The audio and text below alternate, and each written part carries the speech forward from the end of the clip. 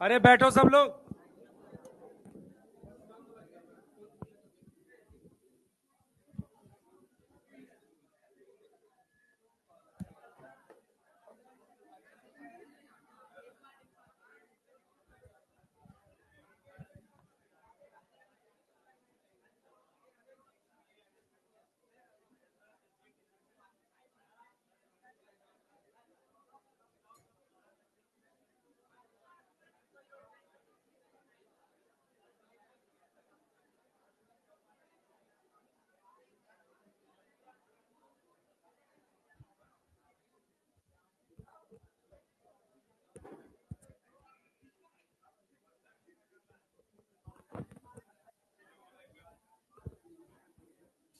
हाँ भाई क्या हुआ है?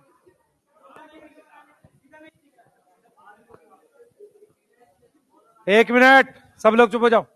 सबसे पहले किसने बनाया असाइनमेंट अभी? मॉलिक्यूलर का फर्स्ट किसने नहीं बनाया वो हाथ खड़ा करेंगे। क्या हुआ भाई तुझे? है? अच्छा क्यों? वो भी बना? क्यों नहीं बनाया? और कौन कौन है जरा हाथ खड़ा करो, मॉलिक्यूलर नहीं बनाया।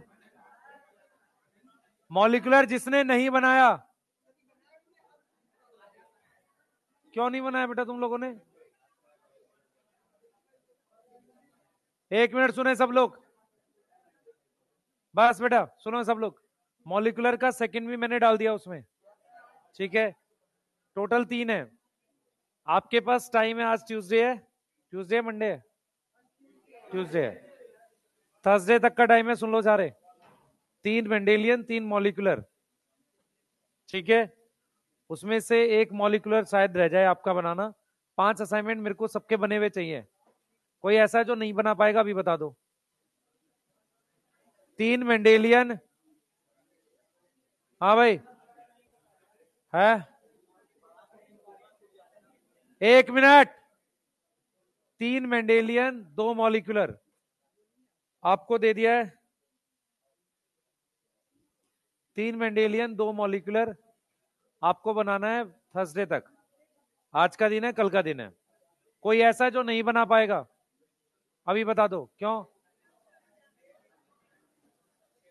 और कोई जो थर्सडे तक नहीं बना पाएंगे? बना लेगा भाई, क्या छोड़ना पड़ेगा?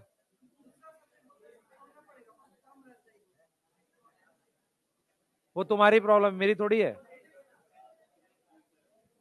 सब लोग बना लेंगे? तीनों खड़े हो जाओ पीछे, तीनों। हाँ तीनों पीछे, ये तू पीछे देख रहा है, तेरे को कह रहा हूं मैं। तीनों खड़े हो जाओ पहले। क्यों बात कर रहे हो? क्या बोला मैंने बनाने के लिए?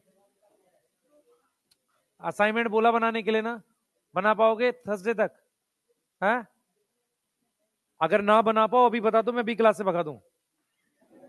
सिंपल सा लॉजिक है। थर्सडे भगाऊंगा, अभी भगा दूंगा, क्या फायदा पढ़ने का जब बना ही नहीं पाओगे तो। बना लोगे थर्सडे तक? बैठ जाओ, बात नहीं करो आपस में। और कोई जो थर्सडे तक नहीं बना पाएगा? कहां गया वो? बना लेगा?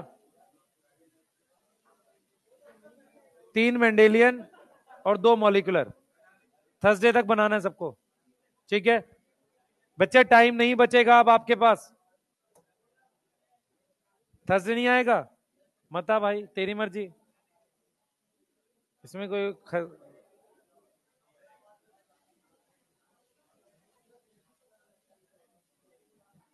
हमने लास्ट ये एक्सपेरिमेंट्स पढ़े थे, सही है। लास्ट हमने एक्सपेरिमेंट पढ़े हैं कौन कौन से? ग्रिफिथ वाला। बेटा प्लीज बात नहीं करो, बहुत सारा पढ़ना है, ध्यान से पढ़ेंगे। सुने सब लोग, हमने लास्ट। आ तो रही है, अब आ रही है?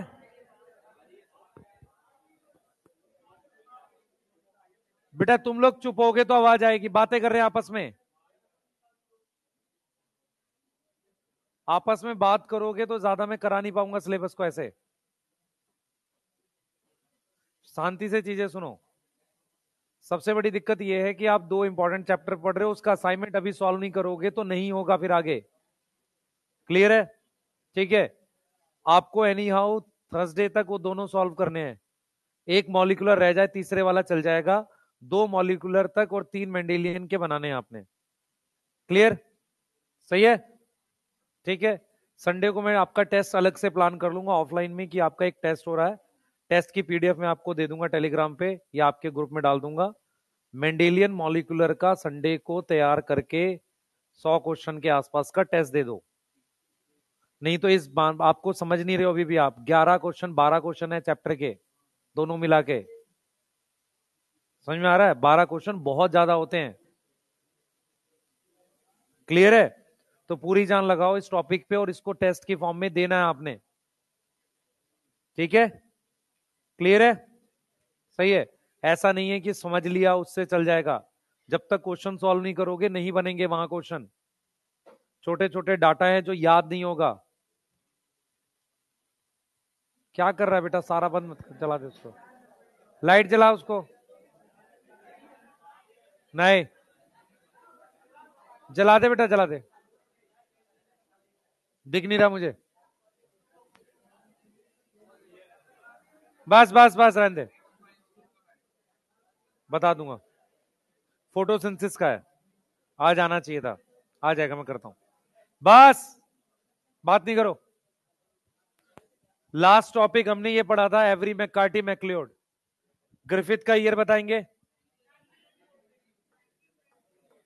ऑर्गेनिज्म यूज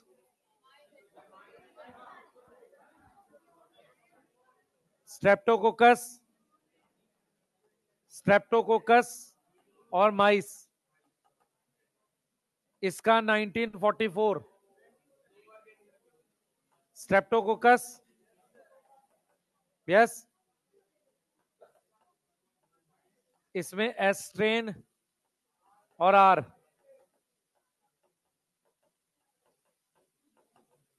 क्या कंक्लूजन आ रहा है? कंक्लूजन क्या आ रहा है इसका पहले वाले का? क्या बोले जा रहे बेटा? Some transforming principle. हाँ, सम ट्रांसफॉर्मिंग प्रिंसिपल किसको कन्वर्ट करता है? ट्रांसफॉर्म करता है आर को एस में। Transform R into S, transform करता है आर को एस में। ठीक है, यहां आगे चलते हैं बेटा। अब हमारे पास आ गया मैक्लोइड एवरी मैककार्टी। इसमें हमारे पास यहां पे हम लिख रहे हैं स्ट्रेप्टोकोकस की बात हो गई।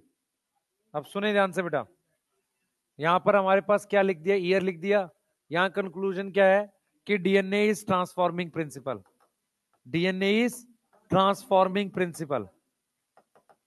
ठीक है, डीएनए क्या है? ट्रांसफॉर्मिंग प्रिंसिपल है। हमारे पास नेक्स्ट साइंटिस्ट हर्षे चेज है, इसका एक्सपेरिमेंट पढ़ने जा रहे हैं।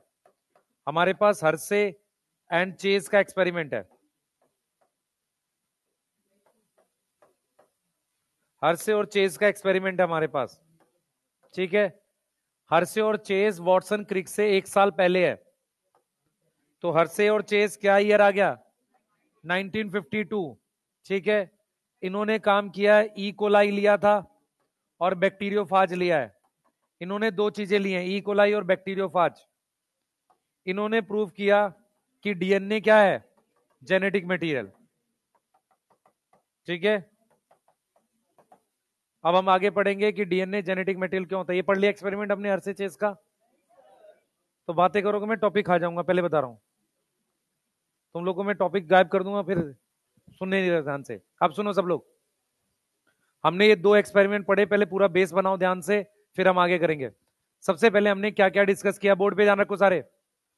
सबसे पहले हमने क्या डिस्कस किया? हमने बोला है कि हमने डीएनए का स्ट्रक्चर पढ़ लिया, फिर हमने डीएनए की पैकेजिंग पढ़ी है।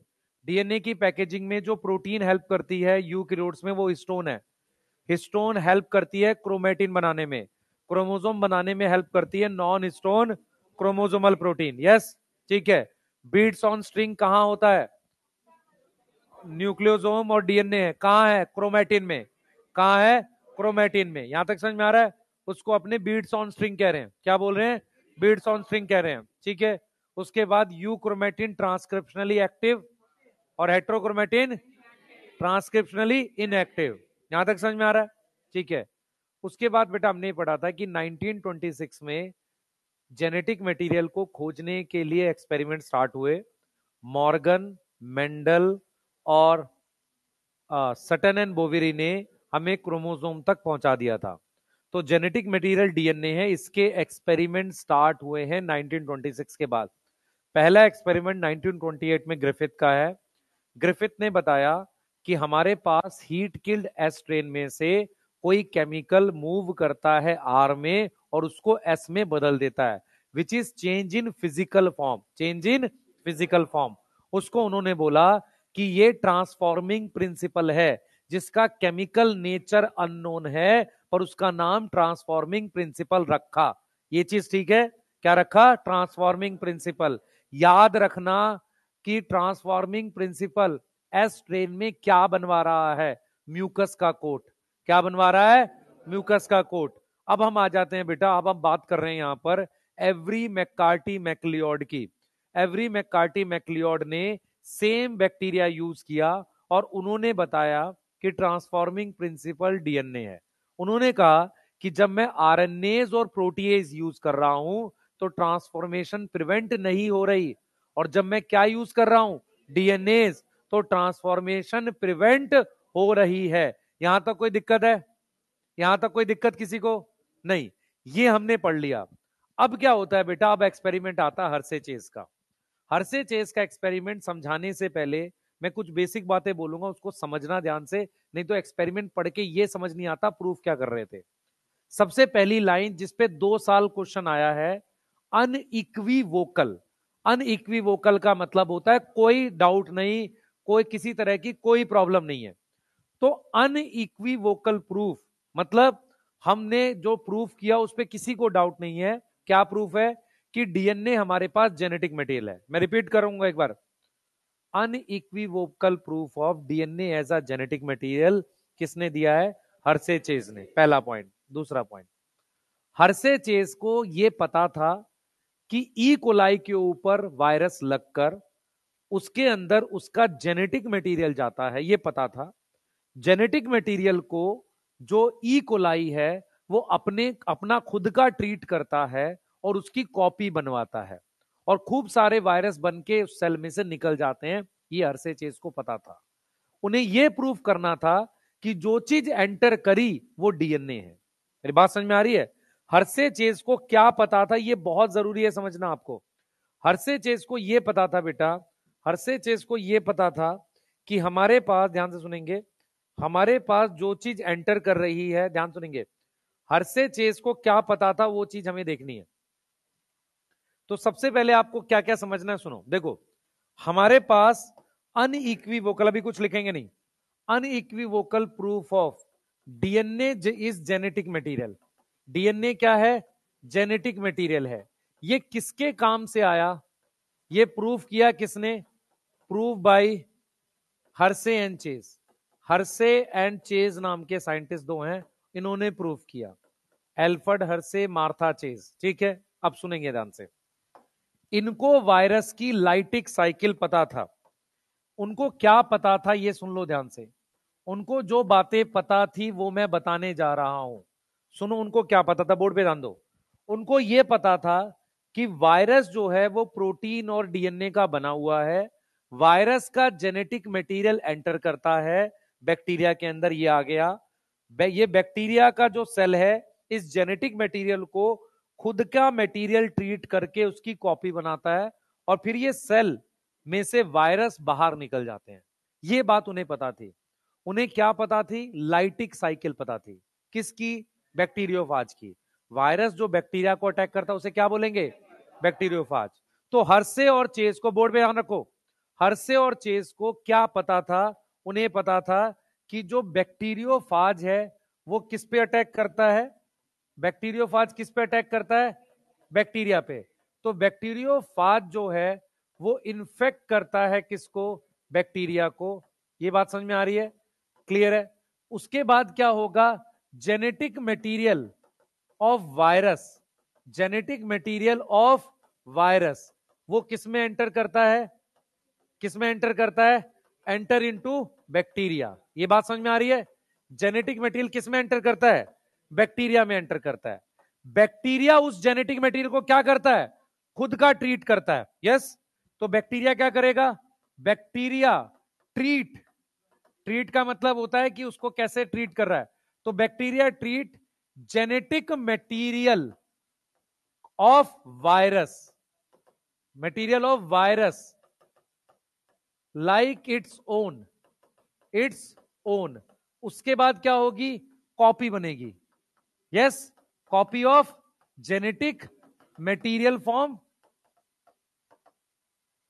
सही है, उसकी कॉपी बनेगी। और फिर क्या होगा बेटा? नए वायरस बनेंगे और वो सेल को क्या करेंगे? ब्रेक करके निकल जाएंगे। नए वायरस बनेंगे और क्या होगा? लाइसिस ऑफ सेल होगी। लाइसिस क्या मतलब? टूट जाएगा। अब देखो इधर, देखो ध्यान से, ये स्टेप को इन्फेक्शन कहते हैं। इसमें वायरस जो है वो अटैच हो गया है किस पर? बैक्टीरिया पे। समझ में आ रहा है? वायरस जो है बैक्टीरिया पे अटैच हो गया है।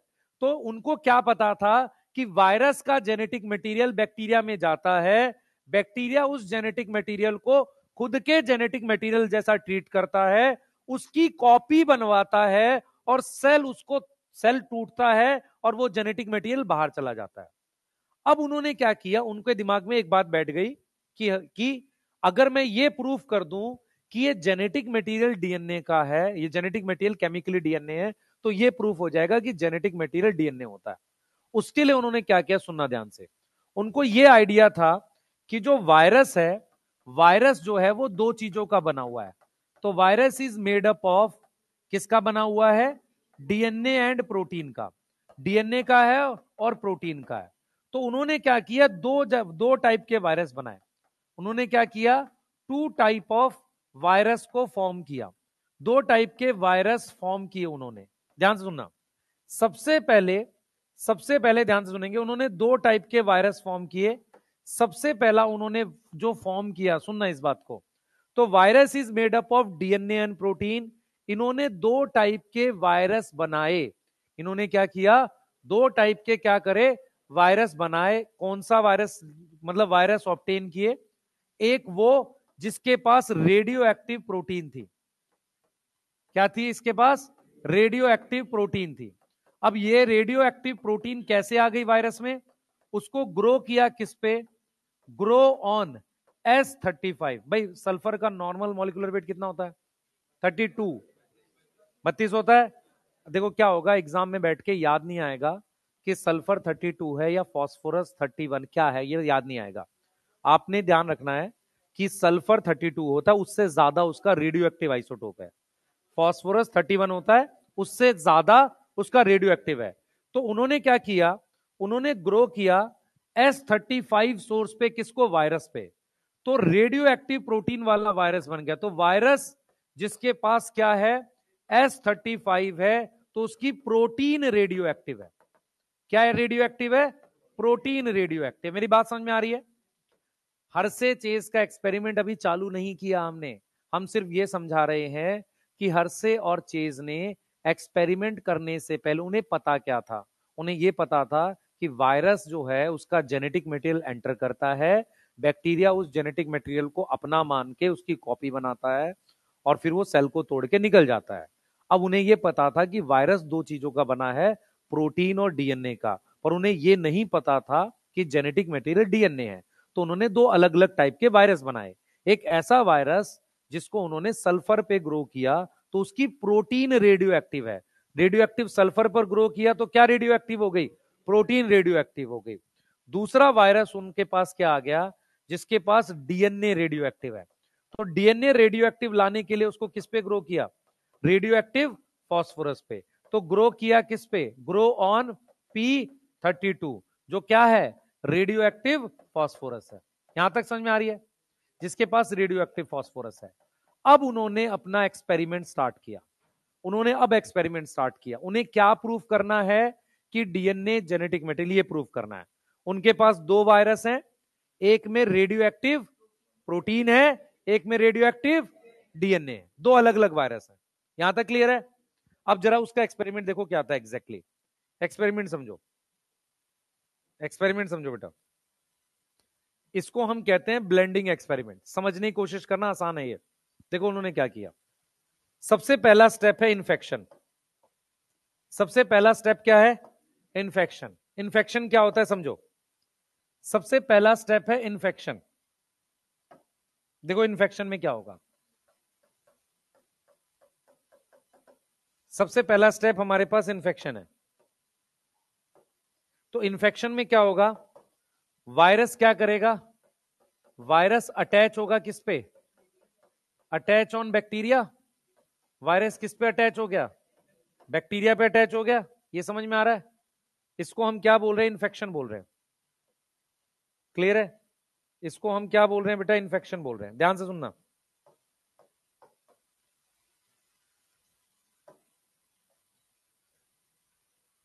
सुनना ध्यान से। वायरस हमारे पास अटैच हो गया बैक्टीरिया पे। अब उसका जेनेटिक, हमें नहीं पता क्या है जेनेटिक मटेरियल, उसका जेनेटिक मटेरियल किस में एंटर कर जाएगा? बैक्टीरिया में। तो जेनेटिक मटेरियल एंटर कर गया किस में? बैक्टीरिया में। Enter into bacteria. यहां तक समझ में आ रहा है? बोलो। तो ये जेनेटिक मटेरियल है किसका? वायरस का। ये किसका है? वायरस का। क्या है ये? जेनेटिक मटेरियल है। यहां तक समझ में आ रही है? दूसरा स्टेप हमारे पास है ब्लेंडिंग। दूसरा स्टेप हमारे पास क्या है? ब्लेंडिंग। तो पहले स्टेप का क्या नाम है? इन्फेक्शन। दूसरे स्टेप का नाम है ब्लेंडिंग। ब्लेंडिंग क्या होता है बेटा? समझो मेरी बात, समझो। देखो इस चीज को समझेंगे। मान लो मेरी तरफ देखो। मान लो ये बॉटल है, इसमें इसका वायरस का जेनेटिक मटेरियल था। ये जेनेटिक मटेरियल बैक्टीरिया में चला गया। तो जेनेटिक मटेरियल वायरस से अलग हो गया। पर ये बैक्टीरिया, ये जो वायरस है, ये अभी भी बैक्टीरिया के सतह पे, सरफेस पे अटैच है। यहां तक समझ में आ रही है? वायरस अभी भी किसके सरफेस पे अटैच है? बैक्टीरिया के। अगर मैं इनको हिला दूं, ब्लेंड कर दूं, तो ये वायरस का कवर जो भी है और बैक्टीरिया अलग हो जाएगा। इसका मतलब मैंने वायरस का कवर और वायरस का जेनेटिक मटेरियल दूर दूर कर दिया। समझ आ गया? बोलो। ब्लेंडिंग क्यों कर रहे हैं? क्योंकि जो वायरस का कवर है अभी भी बैक्टीरिया से अटैच है। ब्लेंडिंग करने से वो कवर हट जाएगा। तो इसका मतलब क्या हुआ कि हमने वायरस का जेनेटिक मटेरियल बैक्टीरिया से अलग कर दिया कि नहीं? तो ब्लेंडिंग क्या करता है बेटा? ब्लेंडिंग रिमूव करता है, मुझे नहीं पता वो कवर किसका है, तो रिमूव करता है जो कवर है या कोट है किसका? वायरस का। Yes, from bacteria. किससे अलग कर दिया? बैक्टीरिया के सरफेस से। तो उसके सरफेस से हमने उसको अलग कर दिया। तीसरा स्टेप होता है सेंट्रीफ्यूगेशन। सेंट्रीफ्यूगेशन में क्या करते हैं? हम इस चीज को इस तरीके से, टेस्ट ट्यूब को गोल गोल घुमाते हैं। इस तरीके से गोल गोल घुमाते हैं। तो जो मेरे पास हैवी चीज आती है, हैवी चीज कहां आती है? नीचे। इसको कहते हैं पैलेट। पैलेट पे क्या आ जाएगा? हैवी आ जाएगा। जो भी हैवी होगा वो किस में आ जाएगा? पैलेट में। ऊपर लिक्विड जो है उसको कहते हैं सुपरनेटेंट। Yes, supernatant. अब मेरी बात सुनना ध्यान से। जो पैलेट है उसमें बैक्टीरिया आ जाएगा, क्योंकि ये जो वायरस का कवर है ये हल्का है। तो पैलेट में क्या आ जाएगा? पैलेट में क्या आ जाएगा? बैक्टीरिया। सिर्फ बैक्टीरिया आएगा नहीं, bacteria with virus genetic material. Yes, virus का जेनेटिक मटेरियल किस में आ गया? पैलेट में। किस में आ गया? पैलेट में। यस। और सुपरनेटेड में क्या आ जाएगा? Cover of virus. यहां तक समझ में आ रही है? अगर आपसे पूछा जाए कि पैलेट में कौन आएगा, आप लिखोगे bacteria with genetic material of virus. Bacteria with genetic material of virus, याद रहेगा? Bacteria with genetic material of virus. और इसमें क्या आ जाएगा? सिर्फ कवर आ जाएगा। यस। तो अब हमने क्या देखा? सेम स्टेप यहां किया। मैंने यहां पर जो ले रखी है, यहां पर मैंने सबसे पहले ले रखा रेडियो एक्टिव सल्फर। इसका मतलब मैंने जो वायरस लिया है उस वायरस में क्या रेडियो एक्टिव है? प्रोटीन रेडियो एक्टिव है। पहले वाले में जो मैंने लिया है, इसमें मैंने कौन सा वायरस लिया है? जिसमें प्रोटीन रेडियो एक्टिव है। कौन सा लिया है? जिसमें प्रोटीन रेडियो एक्टिव है। क्या है? प्रोटीन रेडियो एक्टिव है। यस, प्रोटीन रेडियो एक्टिव है। तो यहां पर ध्यान सुनेंगे बेटा, यहां पर हमारे पास रेडियो एक्टिविटी कहां से आ रही है? ध्यान से देखेंगे। यहां पर हमारे पास रेडियो एक्टिविटी कहां से आ रही है? सोचो।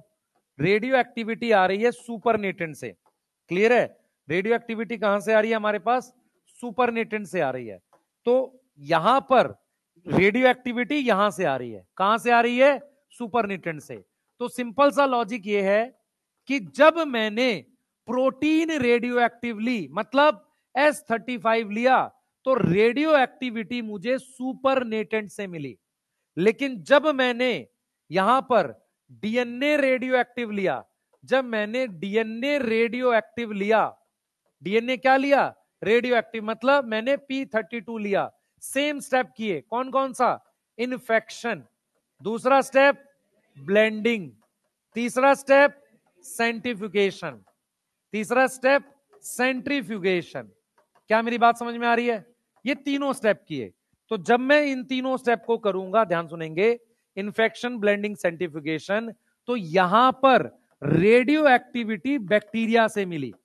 रेडियो एक्टिविटी कहां से मिली? रेडियो एक्टिविटी कहां से मिली बेटा? From bacteria. और बैक्टीरिया के पास किसका जेनेटिक मटेरियल था? Having genetic material of virus, having genetic material of virus, genetic material of virus. तो रेडियो एक्टिविटी मिली फ्रॉम बैक्टीरिया से, जो कहां प्रेजेंट है? पैलेट में। कहां प्रेजेंट है? पैलेट में। तो पैलेट से रेडियो एक्टिविटी मिली। और किससे मिल रही है वो? जेनेटिक मटेरियल ऑफ वायरस से। इसका यह मतलब हुआ, देखो ध्यान से, मैंने रेडियो एक्टिव डीएनए लिया और मैं कह रहा हूं रेडियो एक्टिविटी जेनेटिक मटेरियल से मिल रही है। इसका मतलब जेनेटिक मटेरियल डीएनए हो गया। समझ आ रहा है? मैंने कहा मैंने रेडियो एक्टिव डीएनए लिया, रेडियो एक्टिविटी आ रही है पैलेट से। कहां से? बैक्टीरिया से। सही है? इसका मतलब बैक्टीरिया के अंदर क्या है? जेनेटिक मटेरियल है वायरस का। यस, किसका जेनेटिक मटेरियल है? वायरस का। इससे क्या प्रूफ हो गया?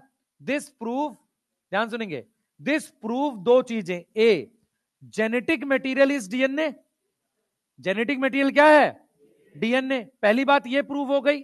दूसरा, ये भी बात प्रूफ हो गई कि protein is not genetic material. ये भी तो प्रूफ हो गया, क्योंकि इस वाले में रेडियो एक्टिविटी कहां से आ रही थी? प्रोटीन से, सुपरनेटेंट से। अगर मैं, ध्यान से सुनेंगे, अगर मैं ब्लेंडिंग का स्टेप नहीं करता तो दोनों केस में पैलेट से रेडियो एक्टिविटी मिलती।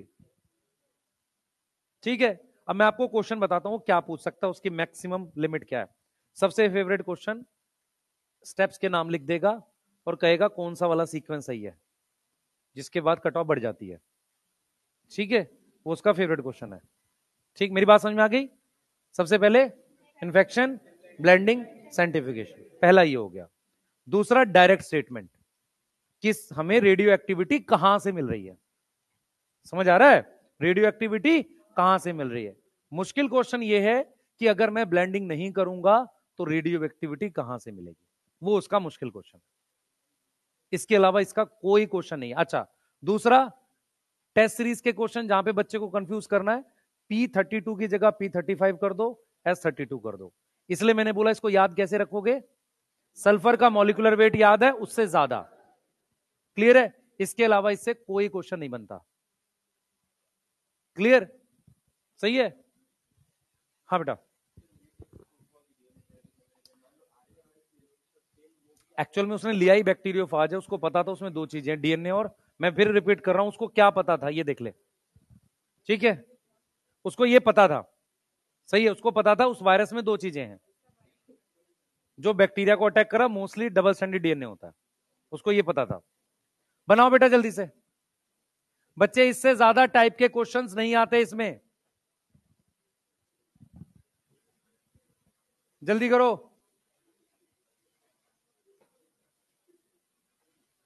तू कहां जा रहा है भाई भास्कर?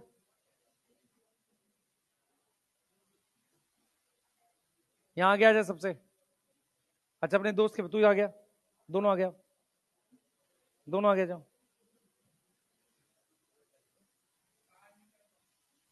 जल्दी, चोट ना खाजियो।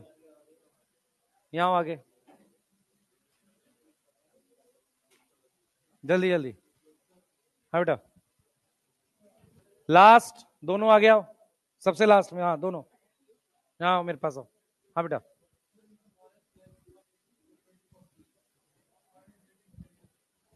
आरएनए अभी कराऊंगा यार, अभी पहले एक्सपेरिमेंट समझ आ गया, एनसीईआरटी पढ़ बस। है, एक मिनट रुक। एक्चुअल में क्या है कि बैक्टीरिया के अंदर का डीएनए नहीं एंटर करता तो, और बैक्टीरिया हैवी होता है वायरस से। नहीं नहीं, डीएनए को अलग करने के लिए बैक्टीरिया में डाला है, नहीं तो डीएनए और वायरस के अंदर रहता ना तो वो ऊपर ही रहता। अरे तू मुझे बता, वायरॉइड और वायरस में किसका मॉलिक्यूलर वेट ज्यादा होता है? वायरस का, क्योंकि प्रोटीन कवर का ज्यादा मॉलिक्यूलर वेट है। कहां चले गए अभी दोनों जिनको खड़ा किया था अभी? इधर आओ, एक इधर आ, यहाँ जल्दी, यहाँ बैठ। हाँ बच्चे, क्या पूछ रहा था? हाँ,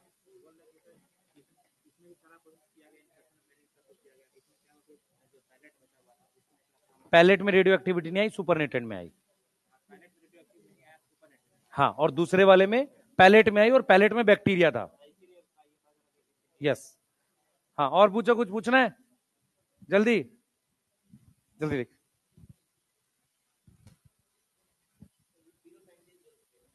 हाँ,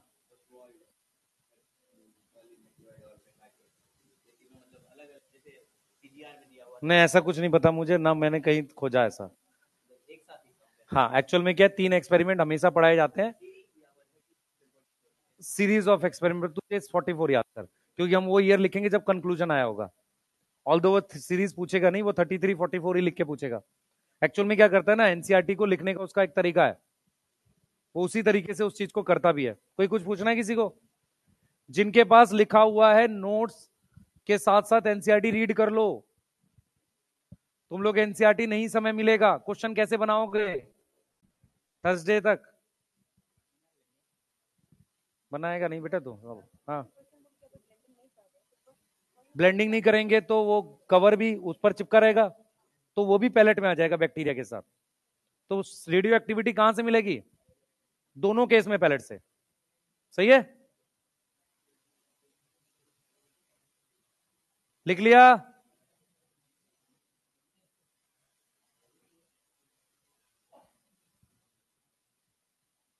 जल्दी करो। हाँ बेटा, हमें ये पता था कि जेनेटिक मटेरियल बैक्टीरिया में एंटर किया, तो बैक्टीरिया हैवी होता है, तो सेंट्रीफ्यूगेशन से वो पैलेट में जाएगा ही, जो हैवी चीज है वो नीचे बैठती है। ठीक है, अब अगर रेडियो एक्टिविटी बैक्टीरिया से मिल रही है, तो हमने रेडियो एक्टिव किसको किया था, बैक्टीरिया को कि वायरस को? वायरस को किया। ठीक है, वायरस का क्या किया था? हाँ, उसका डीएनए रेडियो एक्टिव किया था। ठीक है, इसका मतलब रेडियो एक्टिविटी आ रही है वायरस के जेनेटिक मटेरियल से, और वहां हमने डीएनए रेडियो एक्टिव किया था, इसलिए डीएनए जेनेटिक मटेरियल है। रेडियो एक्टिविटी बैक्टीरिया से आ रही है, मैं फिर रिपीट कर रहा हूं। हाँ बेटा बोल।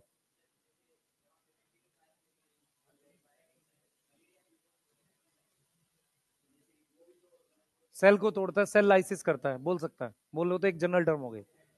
जनरल टर्म है लाइसिस होना, लाइसिस होना जनरल टर्म है। नहीं, सेल नहीं है ये, पर मल्टीप्लाई कर रहा है। एक्चुअल में क्या है, कॉपी बन रही है ना वायरस की।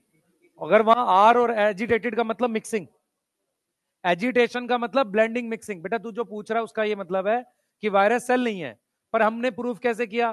कॉपी बन रही है। जेनेटिक मटेरियल क्या करता है, खुद की कॉपी बनाता है। ठीक है, अगर ये नहीं हटा, ये चिपका रह गया, तो ये बैक्टीरिया के साथ ये भी नीचे बैठ जाएगा। तो दोनों केस में, यहां और यहां, इन दोनों केस में रेडियो एक्टिविटी कहां से मिलेगी? पैलेट से। वही कह रहा हूं बस। अरे बैक स्लाइड लिख ली? बेटा बहुत धीरे लिख रहे हो, जल्दी करो। हाँ,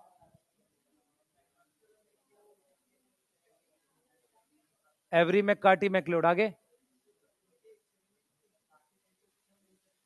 क्योंकि उसमें क्या हो रहा था, एक फॉर्म दूसरे में कन्वर्ट हो रही थी, उसकी प्रोजेनी नहीं बना रहे थे। यहां पर क्या है, वायरस की कॉपी से खूब सारे वायरस बने हैं। वहां क्या हो रहा था, फिनोटाइप बदल रहा था। It is more like genetic engineering. Genetic engineering में आप क्या करते हो, किसी सेल में बाहर से डीएनए डालते हो, उसका जीनोटाइप और फिनोटाइप दोनों बदलता है। What is definition of genetic engineering? Genetic engineering की डेफिनेशन क्या है? आप डीएनए में बदलाव करते हो जिससे उसका जीनोटाइप और फिनोटाइप दोनों बदलता है। उसको जेनेटिक इंजीनियरिंग कहते हैं। तो जेनेटिक इंजीनियरिंग म्यूटेशन से कैसे अलग है? वो रैंडम है। हाँ, दोनों में जीनोटाइप फिनोटाइप बदलता है। म्यूटेशन रैंडम प्रोसेस है। ठीक है। अब यहां पर क्या कह रहे हैं हम लोग? यहां पर ये कह रहे हैं कि ये जो वायरस था ना, वायरस की कॉपीज बन रही हैं। तो जेनेटिक मटेरियल कॉपी बनवा सकता है किसी चीज की। यहां से प्रूफ कर रहे हैं। चलो भाई अगला लिखेंगे अब, चलो जल्दी। बैक्टीरिया का वायरस पैलेट में होने तो क्या हो गया? हमें तो रेडियो एक्टिविटी चाहिए। ऐसा थोड़ी पॉसिबल है कि 100 के 100 बैक्टीरिया इन्फेक्ट हो जाएंगे। हाँ, रेडियो एक्टिविटी इसलिए बनाया, रेडियो एक्टिविटी मेजर कर सकते हैं। Radio activity alpha beta gamma release करता है। उसके लिए कोई काउंटर होता है मेजर करने के लिए क्या? हाँ, कुछ स्किंटिलेशन काउंटर बोलते हैं शायद, पता नहीं। बस भाई झगड़ा कर रहे हो, पूछो इसमें से। यार लिख तो लिया, नहीं लिखा है? लिखना तू जल्दी, बातें बना रहा है, जल्दी करो। हाँ बेटा।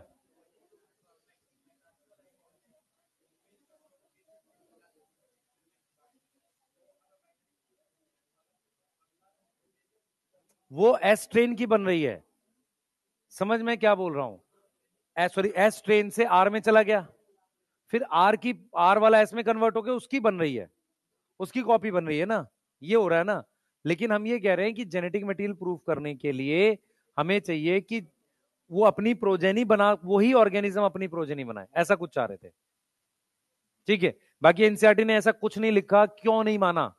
उसने बोला बस उन्होंने वो मतलब कन्विंस नहीं हुए, इससे ज्यादा कन्विंस थे।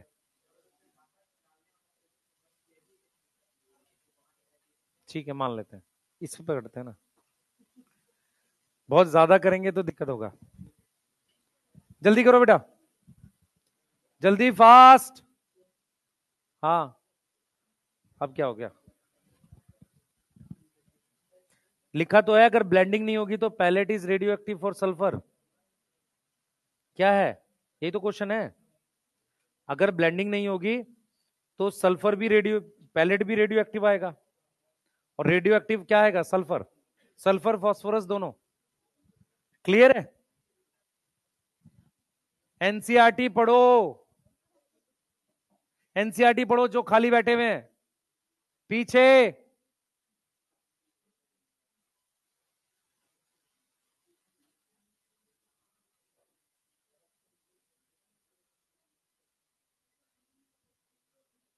पढ़ाई पे ध्यान दो बेटा, एनसीईआरटी पढ़ो। इस वीक में इन दोनों को तैयार करके टेस्ट देना है इसका। है? जल्दी कर बच्चे, जल्दी फास्ट। लिख लिया? एनसीईआरटी पढ़ ली सबने? हर से चेस की एनसीईआरटी पढ़ लो। उसमें क्लियरली लिखा है बैक्टीरिया रेडियो एक्टिव है। हाँ बेटा। है? हाँ। क्या चीज? सेंटिफिकेशन क्या होता है? ये है ना बोतल, इसको जब घुमाएगा ऐसे गोल तो फोर्स लगेगी, सेंट्रीफ्यूगल फोर्स बाहर, हैवी चीज नीचे आ जाएगी, वही सेंटिफिकेशन होता है। वो हैवी है। ठीक है, उसके अंदर वायरस का जेनेटिक मटेरियल है, तो बैक्टीरिया नीचे बैठेगा तो जेनेटिक मटेरियल नीचे बैठ जाएगा, प्रोटीन ऊपर रह जाएगी, वायरस वाली वो हल्की होती है। ठीक है। तो जो लिक्विड है ऊपर उसको कह रहे हैं सुपरनेटेंट, और नीचे वाले को क्या बोल रहे हैं? पैलेट। हाँ बेटा। यस। सुनो भाई, अगर मुझे वायरस रेडियो एक्टिव चाहिए या बैक्टीरिया रेडियो एक्टिव चाहिए, उसको रेडियो एक्टिव मीडियम पे ग्रो करना पड़ेगा, तब उसमें रेडियो एक्टिविटी आती है। सही है, अपने आप नहीं आती। पर ह्यूमन का सेल कैसे ग्रो करेगा? डिवाइड करना चाहिए ना उसमें। डिवाइड, रेडियो एक्टिविटी लाएंगे कहां से? किसी रेडियो एक्टिव चीज पर ग्रो करेंगे। फॉर एग्जाम्पल, अगर मान लो मुझे प्लांट में रेडियो एक्टिविटी चाहिए, तो सॉइल के अंदर जो मिनरल्स हैं वो रेडियो एक्टिव होने चाहिए, ऐसा कहां लिखा था मिनरल न्यूट्रिशन में? स्ट्रॉन्शियम आ जाता है प्लांट्स में। कुछ याद ही नहीं होगा किसी को, छोड़ो ना, क्या करना, हट गया है, वैसे बढ़ाता था तुम्हें।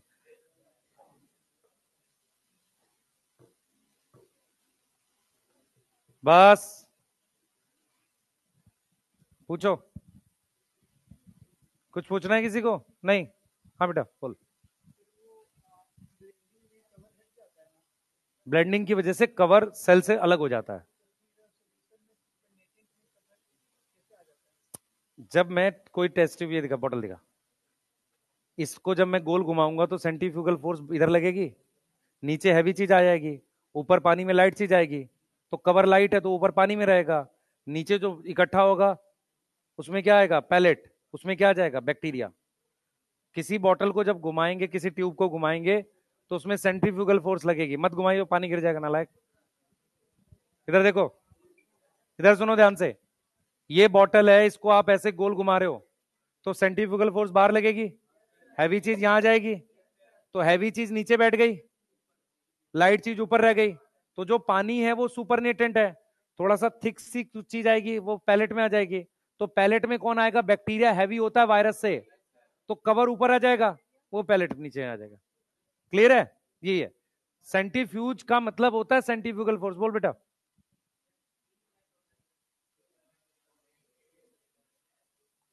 ई कोलाई को ग्रो कराएंगे तो ई कोलाई में रेडियो एक्टिविटी आएगी। देखो एक चीज जो मैंने इसमें नहीं बताई और जरूरत नहीं है उसकी, एनसीईआरटी क्लियरली लिख रही है कि वायरस को जब हम ग्रो करेंगे मीडियम पे तो वो रेडियो एक्टिव हो जाएगा, पर वायरस खुद से रेडियो एक्टिव हो ही नहीं सकता, पहले किसी और चीज को ग्रो करेंगे उसको, उस पर वायरस को, क्योंकि वायरस तो सेल ही नहीं है, वायरस को कल्चर नहीं कर सकते। वायरस को कैसे ग्रो कर सकते हैं? किसी पहले सेल को ग्रो करो, उसके ऊपर वायरस को ग्रो किया जाता है। यहां पर जो ई कोलाई लिया है ना, वो रेडियो एक्टिव नहीं है, यहां पर रेडियो एक्टिव कौन है? वायरस है। बस इतना याद रखो, वायरस को रेडियो एक्टिव सल्फर और फॉस्फोरस पे ग्रो किया है, अलग अलग। सब ये सही है, अलग अलग। बेटा मेरी बात समझो ध्यान से, आप वायरस को कल्चर नहीं कर सकते, वायरस को कल्चर करने के लिए जिस पर वायरस खाता है उसको ग्रो करना पड़ेगा। समझ आया नहीं आया? हाँ। हाँ बेटा बोल। पहले उसको रेडियो एक्टिव करेंगे, फिर उसको तो मीडियम में ग्रो कर दे, कोई भी नॉर्मल सेल को किसी मीडियम में ग्रो कर, जो रेडियो एक्टिव है वो रेडियो एक्टिव हो जाएगा। अब उस पर वायरस को ग्रो कर, अब वायरस रेडियो एक्टिव हो जाएगा। यही तरीका है। हाँ, वायरस इनडायरेक्टली ग्रो कर रहे हैं, ग्रो करने का मतलब मल्टीप्लाई। हाँ बच्चे क्या पूछ रही थी? पढ़ पढ़ पढ़, लाइन पढ़।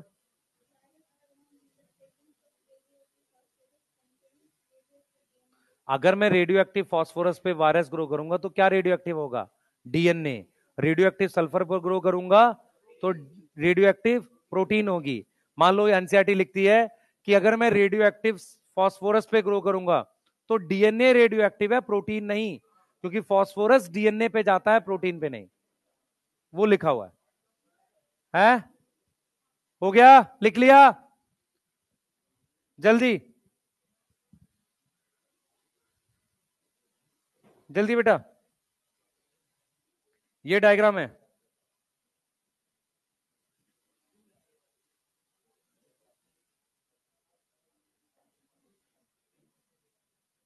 जल्दी लिखो, आगे चल रहे हैं।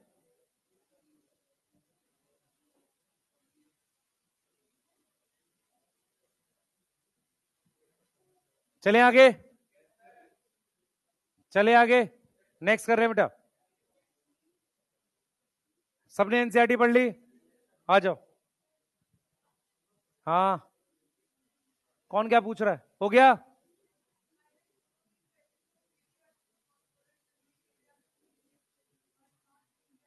सही तो है,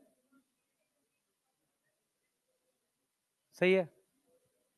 क्या बोल रहा है सुन ध्यान से, वो ये कह रहा है कि जैसे मेरे पास ये मीडियम है, ध्यान सुन, इसमें मेरे पास फास्फोरस दे रखा है, इस फास्फोरस पे मैं वायरस को ग्रो कर रहा हूं जो रेडियो एक्टिव है, तो उस वायरस में दो चीजें होती हैं, एक डीएनए होता है, एक प्रोटीन। तो इसका डीएनए रेडियो एक्टिव हो जाएगा, इसकी प्रोटीन रेडियो एक्टिव नहीं होगी, क्योंकि मीडियम में क्या है? रेडियो एक्टिव फास्फोरस है। तो यही बोल रहा है कि फास्फोरस प्रेजेंट होता है प्रोटीन में, डीएनए में नहीं होता, सॉरी डीएनए में होता है, प्रोटीन में नहीं होता, ये कह रहा है वो। अब अगली लाइन क्या बोलेगा, वो कहेगा virus grow on radio active sulphur, have radio active protein not DNA. समझ में आ रहा है? इसका मतलब दो अलग अलग वायरस हैं, एक का डीएनए रेडियो एक्टिव है, एक का प्रोटीन रेडियो एक्टिव है। यहां तक क्लियर है? बोलो। चलिए आगे चलेंगे, आगे आते हैं बेटा, properties of genetic material, feature of genetic material. अच्छा सा टॉपिक है, ध्यान से करेंगे। प्रॉपर्टीज ऑफ जेनेटिक मटेरियल, अगर मेरे से पूछोगे एक क्वेश्चन इससे भी आने के बहुत ज्यादा हाई चांसेस। रीजन क्या है? एक ट्रांसक्रिप्शन से पूछता है काफी सारा, एक इससे, पर ये चैप्टर बड़ा है तो कहीं से भी पूछ सकता है। जब 5-6 क्वेश्चन बनते हैं तो कोई प्रोबेबिलिटी नहीं बनती कि यहां से पूछेगा वहां से पूछेगा। ठीक है, आ जाओ, बोर्ड पे ध्यान देंगे सब लोग, लॉजिकली बातें सुनो सब लोग। पहले हमने 3 एक्सपेरिमेंट पढ़े, प्लीज ध्यान से सुनेंगे, याद होगा। हमने 3 एक्सपेरिमेंट पढ़े, तीनों एक्सपेरिमेंट से यह साबित कर लिया कि डीएनए जेनेटिक मटेरियल है। उसमें से हमने कौन से एक्सपेरिमेंट से प्रूव किया है? हर्षे-चेस से। ठीक है, दूसरा हमने यह भी प्रूव कर लिया कि प्रोटीन जेनेटिक मटेरियल नहीं होता। क्लियर है? एनसीईआरटी लिखती है, ध्यान सुनेंगे, एनसीईआरटी लिखती है हर्षे और चेस के एक्सपेरिमेंट से यह प्रूफ हो गया कि डीएनए जेनेटिक मटेरियल है, और यह भी प्रूफ हो गया कि प्रोटीन जेनेटिक मटेरियल नहीं होती। यह समझ आ रहा है? फिर हमें कुछ ऐसे वायरस मिलते हैं जिसके अंदर आरएनए जेनेटिक मटेरियल होता है। अब सवाल यह उठता है कि यहां पर 2 सवाल हैं। सवाल यह उठता है कि डीएनए ही जेनेटिक मटेरियल क्यों है, और दूसरा सवाल यह उठता है कि पहला जेनेटिक मटेरियल कौन था। मेरी बात समझ में आ रही है? ये 2 सवाल हैं जो हमारे सामने है, उसको यहां सॉल्व कर रहे हैं। तो हम यहां पर क्लियर क्या लिख रहे हैं, सुने ध्यान से। हम ये लिख रहे हैं कि from Hershey and Chase experiment, ठीक है, हमारे पास क्या प्रूफ हो गया? DNA genetic material. सही है? डीएनए क्या है? जेनेटिक मटेरियल है, और प्रोटीन जेनेटिक मटेरियल नहीं है। यह साबित हो गया, यह प्रूव हो गया कि डीएनए जेनेटिक मटेरियल है, और यह भी प्रूफ हो गया एंड प्रोटीन नहीं है, प्रोटीन नॉट, यह भी प्रूफ हो गया। हमारे पास कुछ वायरस है, सम वायरस है जिनमें आरएनए जेनेटिक मटेरियल होता है। RNA is genetic material, RNA is genetic material. यहां तक समझ में आ रहा है? अब उसमें सबसे पहला वायरस जो डिस्कवर था उसकी बात करेंगे। एक टीएमवी, टीएमवी फर्स्ट वायरस है जो डिस्कवर हुआ था। उसके अंदर आरएनए होता है सिंगल स्ट्रैंड। सही है? वायरॉइड में क्या होता है? Single strand RNA. क्लियर है? हाँ, प्रोटीन नहीं होता। अब इधर देखेंगे सब लोग, प्लीज बोर्ड पे ध्यान रखें, बोर्ड पे ध्यान रखो। हमने लिखा है टीएमवी, टीएमवी के अलावा हम एक बैक्टीरियोफाज का नाम लिख रहे हैं, क्यूबी बैक्टीरियोफाज। इसमें भी आरएनए होता है। क्यूबी बैक्टीरियोफाज में भी क्या है? आरएनए जेनेटिक मटेरियल है। आरएनए क्या है? जेनेटिक मटेरियल है।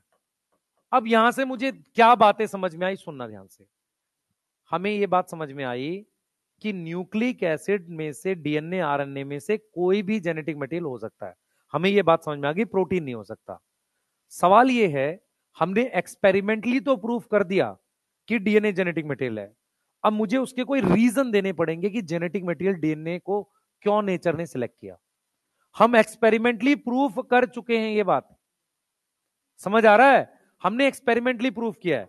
तो हम ये कह रहे हैं कि न्यूक्लिक एसिड जो है, न्यूक्लिक एसिड में कौन कौन आएगा? DNA RNA.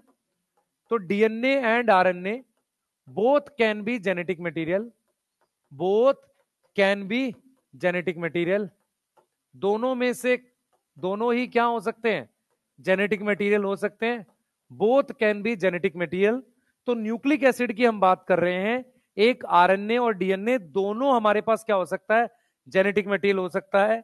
अब सवाल यह है कि वाई डीएनए, सवाल क्या है? Why DNA. उस सवाल को लेने से पहले हम क्या पढ़ते हैं? हम पढ़ते हैं फीचर ऑफ जेनेटिक मटेरियल, कि फीचर क्या होना चाहिए, किसका? जेनेटिक मटेरियल का क्या फीचर होना चाहिए, एक अच्छे जेनेटिक मटेरियल का क्या फीचर होना चाहिए, ये हमें जानना है। उससे हम इस सवाल को सॉल्व कर पाएंगे कि वाई डीएनए। सबसे पहले सुने ध्यान से, कोई भी जेनेटिक मटेरियल स्टेबल होना चाहिए। कैसा? Structurally and chemically. इन दोनों बातों में फर्क होता है बेटा, स्ट्रक्चरली और केमिकली स्टेबल। स्पोरोपोलेनिन जो है वो केमिकली स्टेबल है, रिएक्ट नहीं करता। समझ में आ रहा है? ऐसे ही बहुत सारी चीजें, मान लो आपके पास पॉलीथीन है, पॉलीथीन बहुत स्ट्रॉन्ग चीज नहीं है पर वो केमिकली स्टेबल है। ये चीज समझ आ रहा है? उसको कोई एंजाइम डिग्रेड नहीं करता। दूसरा हम कहते हैं ये रेप्लिका बना सके, able to make replica. Replica मतलब कॉपी। कॉपी क्यों बनानी है? सो दैट क्या हो सके?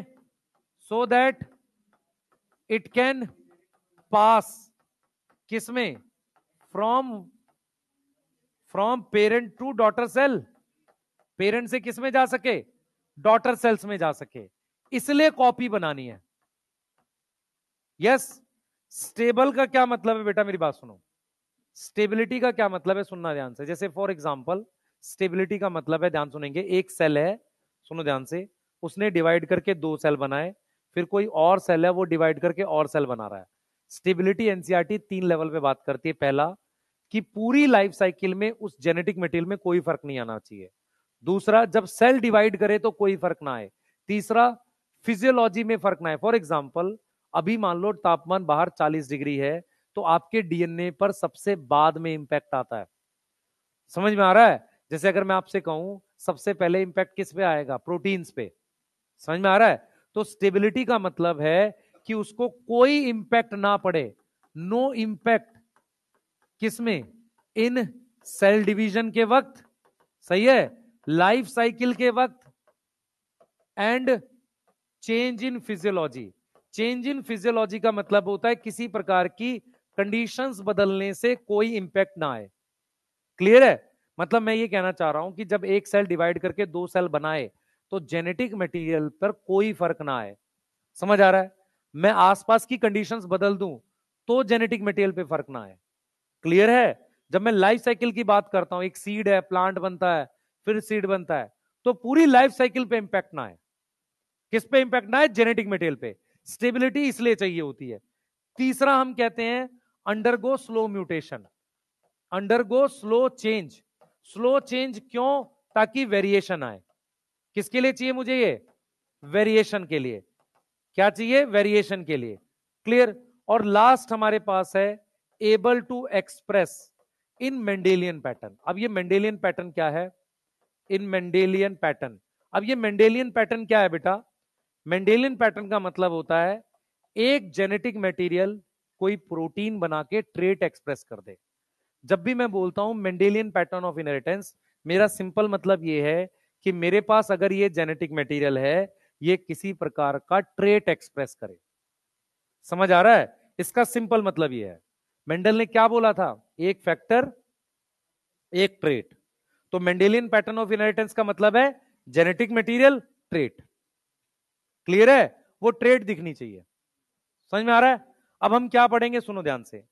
अब हम क्या करेंगे, इन चारों के लिए 2 को कंपेयर करेंगे, मेनली डीएनए आरएनए को, और जरूरत पड़ने पर प्रोटीन बताते हुए चलेंगे। वैसे तो ये काम कर ही नहीं सकते। फॉर एग्जांपल, प्रोटीन की कभी भी कॉपी नहीं बन सकती, प्रोटीन से प्रोटीन नहीं बन सकता। इसीलिए प्रायोन्स जो हैं हमेशा रॉन्ग फोल्डिंग से नए बनते हैं। समझ आ रहा है मैं क्या बोल रहा हूं? तो प्रोटीन से प्रोटीन की कॉपी नहीं बन सकती। ये बात समझ में आ रही है? प्रोटीन बहुत ज्यादा अनस्टेबल होती है, बहुत आसानी से स्ट्रक्चर बदल जाता है। सही है? क्लियर है? अब प्रोटीन में म्यूटेशन को लेकर हम कुछ नहीं बोलेंगे क्योंकि प्रोटीन बनती किसी और से। दूसरा, एबल टू एक्सप्रेस, सबसे बेहतरीन तरीके से प्रोटीन ही एक्सप्रेस करती है। पर प्रोटीन की 2 बड़ी प्रॉब्लम है, प्रोटीन स्टेबल नहीं होती। क्लियर है? प्रोटीन क्या नहीं होती? स्टेबल नहीं होती, और ना वो कॉपी बना सकती है। तो प्रोटीन कभी भी जेनेटिक मटेरियल नहीं है, और हमारा सवाल प्रोटीन को लेके है ही नहीं, क्योंकि हम ऑलरेडी प्रूव कर चुके हैं प्रोटीन नहीं है। हम तो ये प्रूव कर रहे हैं कि डीएनए भी है और कुछ में आरएनए भी है। डीएनए ही क्यों? समझ आ रहा है? हमने ये प्रूफ नहीं किया कि प्रोटीन भी है। हमें ये पता है 2 हो सकते हैं, सवाल यह है डीएनए ही क्यों? क्लियर है? टॉपिक क्लियर है बिल्कुल? ठीक है, नोट करिए, चलिए जल्दी। कुछ पूछना है पूछो। आरएनए बोला तो वायरस में क्यों होता है बात करेंगे अभी। पहले आरएनए आया था इसलिए।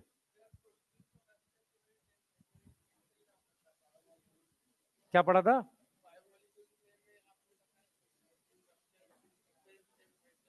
हाँ, टेम्परेचर से डी नेचर होती है, रप्चर नहीं। डी प्रोटीन नहीं हो सकता। ठीक है। हाँ, सेल साइकिल में इंपैक्ट ना आने का मतलब एक साइकिल के बाद जेनेटिक मटेरियल वही बना रहा है। हाँ, नहीं, अंडरगो स्लो चेंज का मतलब म्यूटेशन से वेरिएशन आना। असल में क्या है, अगर वेरिएशन नहीं आएगी तो वो नहीं होगा, एवोल्यूशन नहीं होगा। हाँ, क्या चीज? पर हमें स्लो चेंज चाहिए। बहुत बड़े बदलाव से क्या होगा, चीज बिल्कुल चेंज हो जाएगी। हमें एक चीज बता मुझे जरा, रिवर्सिबल प्रोसेस फास्ट होता है स्लो होता है? स्लो होता है, तभी वो रिवर्सिबल कर पाते हैं। सेम अगर म्यूटेशन स्लो नहीं होगी ना, तो नेचुरल सिलेक्शन काम नहीं कर पाएगा। नेचर किसी चीज को तभी सिलेक्ट कर पाएगी जब धीरे धीरे म्यूटेट करेगा। अचानक से बड़ी म्यूटेशन हो जाए तो वो यूजलेस है। समझ आया? इसलिए हम क्या लिख रहे हैं, स्लो चेंज कर रहे हैं। हाँ बेटा, और बताओ, कुछ पूछना है किसी को? एबल टू एक्सप्रेस का मतलब होता है कि जेनेटिक मटेरियल से कोई कैरेक्टर एक्सप्रेस कर सके। हाँ बेटा,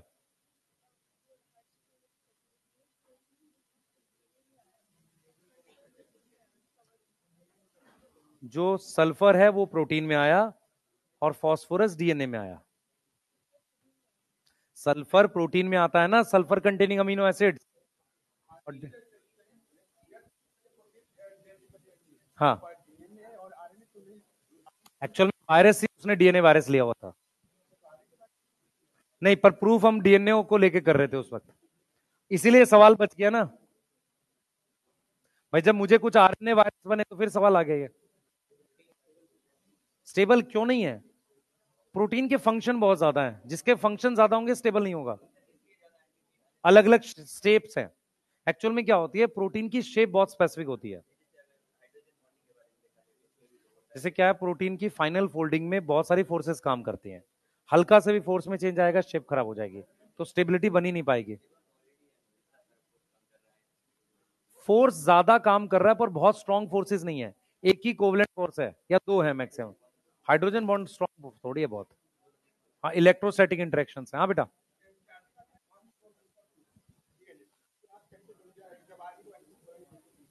तो उससे पूछ।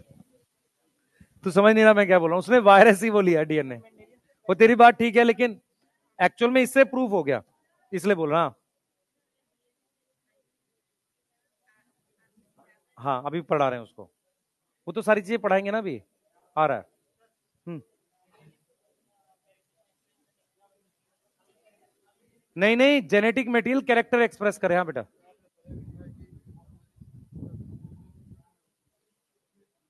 मतलब नो इम्पैक्ट। अगर जब सेल डिवाइड करे लाइफ साइकिल के अंदर और चेंज इन फिजियोलॉजी से उस डीएनए पे या आरएनए पे फर्क ना पड़े। स्लो चेंज मतलब थोड़ा बदले, और ऐसा ना हो बहुत ज्यादा बदले। बहुत ज्यादा बदलेगा तो बहुत फास्ट म्यूटेशन होने से कुछ बचेगा नहीं। जल्दी बोलो बेटा। अरे कुछ पूछना है किसी को? मेंडेलियन पैटर्न का मतलब जेनेटिक मटेरियल कैरेक्टर एक्सप्रेस करे। कोई भी ये नहीं कि एक जेनेटिक मटेरियल बोल रहे हैं, जीन नहीं बोल रहे। जेनेटिक मटेरियल ट्रेट एक्सप्रेस करे, दैट इज मेंडेलियन पैटर्न। चले आगे, आ जाओ जल्दी से। हम लोग कंपेयर करने जा रहे हैं बेटा, हम लोग चीजें कंपेयर करने जा रहे हैं। बोर्ड पे ध्यान दो। हमें प्रूफ हो गया था अनइक्विवोकल कहां से, हर से चेस से। लेकिन उसके बाद हमें यह भी पता है कुछ वायरस होते हैं जिनमें आरएनए होता है। क्लियर है? सही है। कुछ ऐसे वायरस है जिनमें आरएनए है। सवाल ही उठता है कि डीएनए ही क्यों? तो हमने चार रीजन लिखे हैं। एक अच्छे जेनेटिक मटेरियल के ये चार फीचर होना चाहिए। एक तरफ हम लिख रहे हैं स्टेबल, दूसरे तरफ लिख रहे हैं स्लो चेंज। मतलब स्टेबल तो हो ही, लेकिन धीरे धीरे बदले, ताकि क्या हो, म्यूटेशन हो, एवोल्यूशन हो। अब एक मिनट रुको ध्यान से। स्लो चेंज में ए सेक्सुअल रिप्रोडक्शन में भी वेरिएशन आती है। क्लास 10th की एनसीईआरटी लिखती है जब डीएनए कॉपिंग मैकेनिज्म में गड़बड़ होता है, डीएनए रेप्लिकेशन में। पहले बात तो ध्यान से सुनेंगे, पहली बात गड़बड़ नहीं होता क्योंकि हम प्रूफ रीडिंग के साथ तैयार बैठे हैं। उसके बाद भी अगर गड़बड़ हो जाए डीएनए में तो उससे वेरिएशन आती है ए सेक्सुअल रिप्रोडक्शन में। पर वो वेरिएशन इतनी ज्यादा कम थी कि उससे एवोल्यूशन नहीं हो रहा था, इसीलिए सेक्सुअल रिप्रोडक्शन इवॉल्व करना पड़ा। बात समझ में आ रही है? सेक्सुअल रिप्रोडक्शन क्यों इवॉल्व करना पड़ा? वहां पर हम दो सेल की वेरिएशंस कंबाइन करते हैं। ठीक है, ये क्लास 10th की एनसीईआरटी लिखती है लाइफ प्रोसेस, और इसमें जो सेक्सुअल रिप्रोडक्शन या जेनेटिक्स वाले में कहीं वो लिखती है। हाँ, स्लो चेंज पे आ जाओ, आओ भाई कंपेयर करो। अब कंपेयर करेंगे। सबसे पहले हम बात कर रहे हैं स्टेबिलिटी की। सबसे पहला पॉइंट किस क्या ले रहे हैं हम लोग? स्टेबिलिटी की बात कर रहे हैं। इधर देखें, सबसे पहला पॉइंट हम स्टेबिलिटी के लिए कंपेयर करने जा रहे हैं तीन लोगों को। सबसे पहले हम लोग बात कर लेंगे प्रोटीन को लेके, एक पॉइंट लिख देंगे। प्रोटीन जो है बेटा अनस्टेबल होती है, प्रोटीन अनस्टेबल होती है स्ट्रक्चरली, सबसे आसानी से खराब हो जाती है। अनस्टेबल है क्या? स्ट्रक्चरली, स्ट्रक्चर उसका अनस्टेबल होता है। चेंज इन पीएच से आराम से खराब हो जाता है, चेंज इन टेम्परेचर से। बोर्ड पे ध्यान रखो सारे, बोर्ड पे देखो। हम लोग कंपेयर करने जा रहे हैं स्टेबिलिटी को। स्टेबिलिटी दो तरह की स्टेबिलिटी है, एक स्ट्रक्चरल और एक केमिकल। जब हम बात करते हैं केमिकल स्टेबिलिटी की, इसका मतलब किसी से रिएक्ट ना करे। जब हम स्ट्रक्चरल स्टेबिलिटी की बात कहते हैं तो स्ट्रक्चर बना रहे। एनसीईआरटी कहती है कि डीएनए डबल स्ट्रैंड होता है, उसमें हाइड्रोजन बॉन्ड होने की वजह से वो स्ट्रक्चर ज्यादा स्टेबल है। क्यों? क्योंकि जब आप हाइड्रोजन बॉन्ड तोड़ के छोड़ते हो वो बॉन्ड दोबारा बन जाता है। समझ आ रहा है? वो बॉन्ड खुद से अट्रैक्ट करता है due to complementary base pairing. Clear है? तो कह रहा है कि डीएनए स्ट्रक्चरली ज्यादा स्टेबल है किससे? आरएनए से। प्रोटीन तो हटा ही दिया हमने। डीएनए क्या है बेटा? डीएनए स्ट्रक्चरली, हम बात कर रहे हैं स्ट्रक्चरली ज्यादा स्टेबल है किससे? आरएनए से। Structurally more stable than RNA. क्यों? नहीं, क्यों? क्योंकि डीएनए क्या है? Reason, it is double stranded. क्या है ये? डबल स्ट्रैंड है।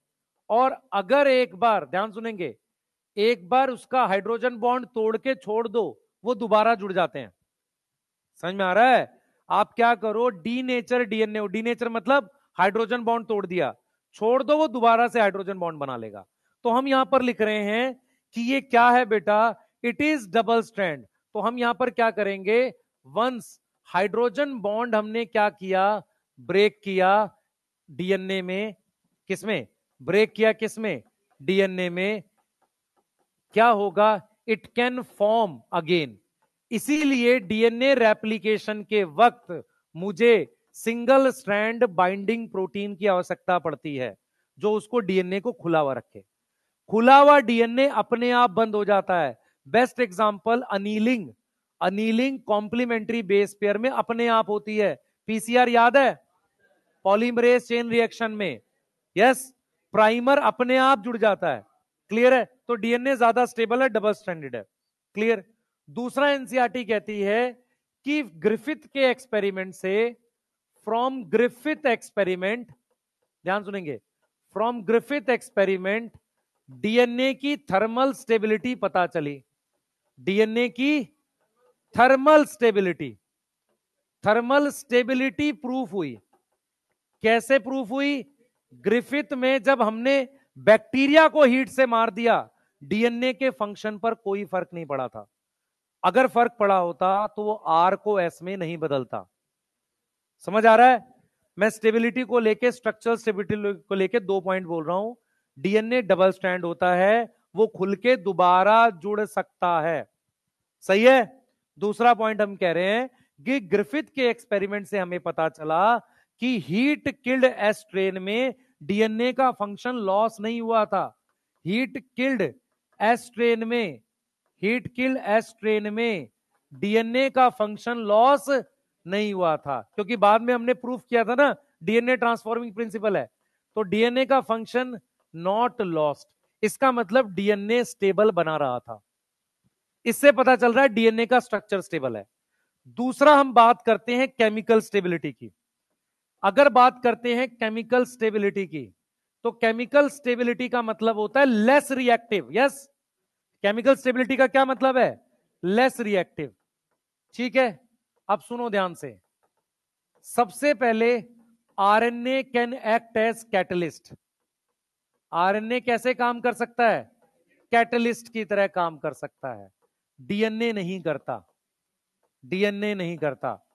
अगर आपको याद हो, आरएनए की एक्टिव साइट रिएक्ट करती है एक तरीके से सबस्ट्रेट से, उसको कोई ग्रुप देती है, फिर प्रोडक्ट से वापसी ले लेती है।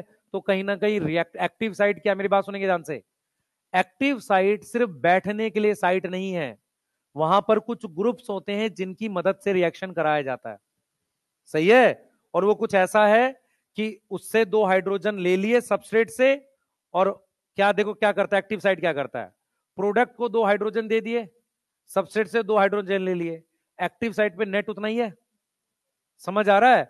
तो इसका मतलब एक्टिव साइट सिर्फ बैठने की साइट नहीं थी, रिएक्शन साइट भी थी। ये एक और डिफरेंस है इनऑर्गेनिक कैटलिस्ट के साथ। जब आप बात करते हो प्लेटिनम पैलेडियम की, जिसको हम यूज करते हैं ऑर्गेनिक में, वो सिर्फ जगह देते हैं रिएक्शन करने की, रिएक्शन में रोल नहीं करते कोई। याद है? समझ आ रहा है? एक्टिव साइट रिएक्ट भी करती है सबस्ट्रेट से थोड़ी देर के लिए। क्लियर? सही है। तो यहां पर समझ में आ रहा आरएनए कैसे काम करता है, कैटलिस्ट की तरह। दूसरी बात बेटा, दूसरी बात जो बहुत इंपॉर्टेंट है, दूसरी बात 2-OH ग्रुप है आरएनए पे। आरएनए उसको क्या कर रहा है, मेक इट लेबाइल। लेबाइल का मतलब होता है प्रोन, प्रोन का मतलब टूट सकना, प्रोन टू डिग्रेडेशन। अब यहां पर एक चीज सुनेंगे ध्यान से सारे बच्चे, ये सेल है, लिखो नहीं रुक जाओ, ये सेल है, ये डीएनए है। बेटा जेनेटिक्स एक्चुअल में अब चालू हुई है, ये चैप्टर वाली, यहां से चीजें समझनी बेस बनेगा, और जो बायो कंटिन्यू करेगा फ्यूचर में यही काम आएगी जो मैं पढ़ा के जाऊंगा। एक्चुअल में क्या होगा, यही डीपेस्ट है, इससे ज्यादा है नहीं। मैं जो बात बोलने जा रहा हूं उसको सुनना ध्यान से। ये डीएनए है, इससे ये आरएनए बन गया, ये आरएनए बाहर आ जाता है, ठीक है, इससे प्रोटीन बना ली। अब इस आरएनए का क्या होगा, इस आरएनए का क्या करेंगे, जल्दी बताओ। रिपीट कर रहा हूं, मैंने डीएनए से आरएनए बना लिया, आरएनए पे मैंने प्रोटीन बना ली। अब इस आरएनए का क्या करेंगे, इसको तोड़ दिया जाता है। समझ आ रहा है? जब दोबारा प्रोटीन बनानी होगी तो दोबारा आरएनए बनाएंगे। क्लियर है? दोबारा आरएनए बनाएंगे। आरएनए आपके पास 3 तरह का है, एमआरएनए, टीआरएनए, आरआरएनए। ठीक है? अब जो मैं एक्सप्लेन करूंगा उस बात को समझना, और तुम्हें समझ में आनी चाहिए। सबसे इंपॉर्टेंट चीज ये है कि अगर आपसे पूछा जाए, आपके घर में किचन है, 100 दिन में कितना खाना बना होगा, हो सकता है 100 kg बना हो, 100 दिन में 100 kg बना होगा। लेकिन किसी गिवन टाइम पे बर्तनों का नंबर खाने के अमाउंट से हमेशा ज्यादा होता है, क्योंकि बर्तन परमानेंट चीज है, खाना टेम्परेरी चीज है। किसी को मेरी बात समझ में आई? समझ में आ गई ये बात? 3 टाइप के आरएनए हैं। अरे सुन लो यार, खाना बनता ही नहीं है, सुन लो ना ध्यान से, किसको नहीं खाना बनना, इधर सुनो। 3 टाइप के आरएनए हमारे पास, एमआरएनए, टीआरएनए, आरआरएनए। ठीक है? जो एमआरएनए है वो मान लो आपके घर में बनने वाला खाना है, तो जब उसको बनाया, यूज किया, तोड़ दिया। सही है? आरआरएनए और टीआरएनए परमानेंट आरएनए है, वो बार बार यूज होते हैं, जैसे उसी बर्तन में खाना यूज कर खा रहे हैं, फिर उसको यूज कर रहे हैं। सेम किसी गिवन सेल में अगर किसी टाइम पर देखूंगा सबसे ज्यादा इसलिए आरआरएनए होता है। मेरी बात समझ में आई? एमआरएनए बन के टूट जाता है, तो किसी गिवन टाइम पे सबसे ज्यादा कौन से वाला होता है, आरआरएनए होता है। मेरी है आरआरएनए सबसे ज्यादा, फिर टीआरएनए। टीआरएनए छोटा होता है, आरआरएनए थोड़ा बड़ा होता है, तो उसका अमाउंट सबसे ज्यादा होता है। रीजन बता रहा हूं क्यों, क्योंकि आरआरएनए राइबोसोम का पार्ट है। राइबोसोम एक प्रोटीन बनाने के बाद अब दूसरी प्रोटीन बनाएगा, फिर तीसरी बनाता रहेगा, तो राइबोसोम का आरएनए नहीं टूटता, एमआरएनए टूटता जाता है। तो अगर मैं आपसे पूछूं कि सबसे ज्यादा टाइप के आरएनए कौन से होंगे, वो एमआरएनए होंगे, टाइप बोल रहा हूं। तुम्हारे घर में 100 दिन में कितने टाइप का खाना बना होगा? 20 टाइप का। बर्तन भी इस टाइप के नहीं है, क्योंकि वो बार बार यूज हो रहे हैं। अरे कुछ समझ में आ रही है?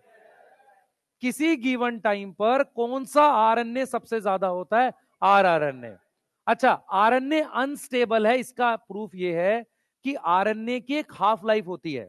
आरएनए धीरे धीरे टूटने लगता है, और उसमें कौन सा ग्रुप है जो उसको तोड़ने के लिए मजबूर करता है? ये 2' पे OH। तो जब 2' पर OH ग्रुप है, वो कुछ ऐसे न्यूक्लियस एक्टिव रखता है जो इस आरएनए को तोड़ देते हैं। इसीलिए ध्यान से सुनेंगे, इसीलिए जब हम ट्रांसक्रिप्शन पढ़ेंगे तो हम ये पढ़ेंगे कि इस डीएनए से एमआरएनए को बनाकर बाहर लाते हैं। ठीक है सर, और यहां इसे यूज करते हैं। प्रोकैरियोट्स में मेरे पास ये डीएनए है, इस डीएनए से आरएनए अभी बन रहा है, और बनते बनते ही उस पर राइबोसोम लगा देते हैं।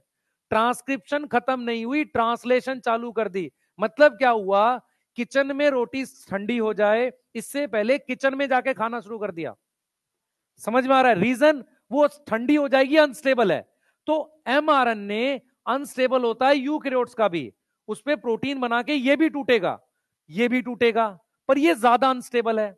इसीलिए ट्रांसक्रिप्शन खत्म नहीं होती, ट्रांसलेशन चालू कर देते हैं। ये क्लियर है? और आरएनए अनस्टेबल क्यों है?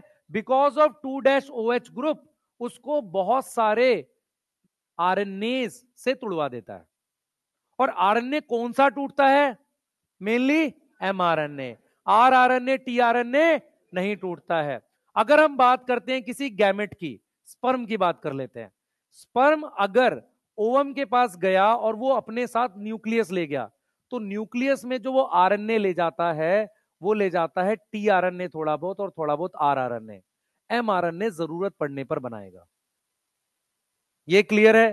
क्वेश्चन आ सकता है कि स्पर्म न्यूक्लियस में डीएनए तो ले ही जा रहा है, उसके अलावा अगर थोड़ा बहुत ले जाएगा अपने साथ साइटोप्लाज्म, उसमें वो राइबोसोम या आरआरएनए वगैरह ले जाता है। क्लियर है?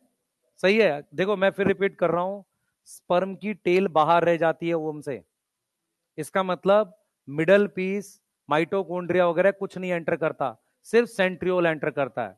बहुत डीप क्वेश्चन है ये, कुछ पुराने बुक्स में था कि उसके अलावा राइबोसोम जा सकता है, क्योंकि राइबोसोम में कौन सा आरएनए? आरआरएनए, वो स्टेबल होता है। क्लियर है? यहां तक समझ में आ रही है? ये वाला पॉइंट समझ में आ गया?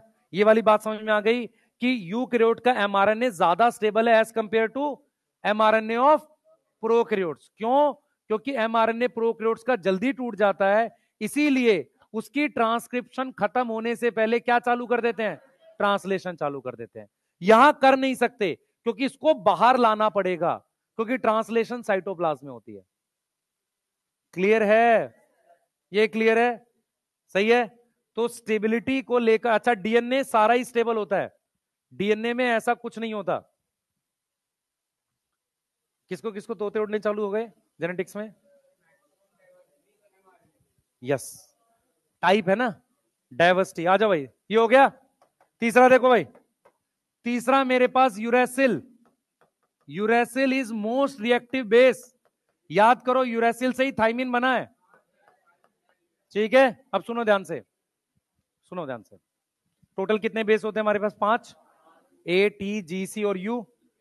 इनमें सबसे ज्यादा रिएक्टिव यूरेसिल होता है। इसके दो प्रूफ हैं, यूरेसिल से थाइमिन बना है। दूसरा प्रूफ यह है कि टीआरएनए में कुछ मॉडिफाइड बेस होते हैं जो यूरेसिल से बने हुए हैं। उनमें से एक का सिंबल यह है, इसको कहते हैं स्यूडो यूरिडिन, और एक को कहते हैं डाईहाइड्रो यूरिडिन।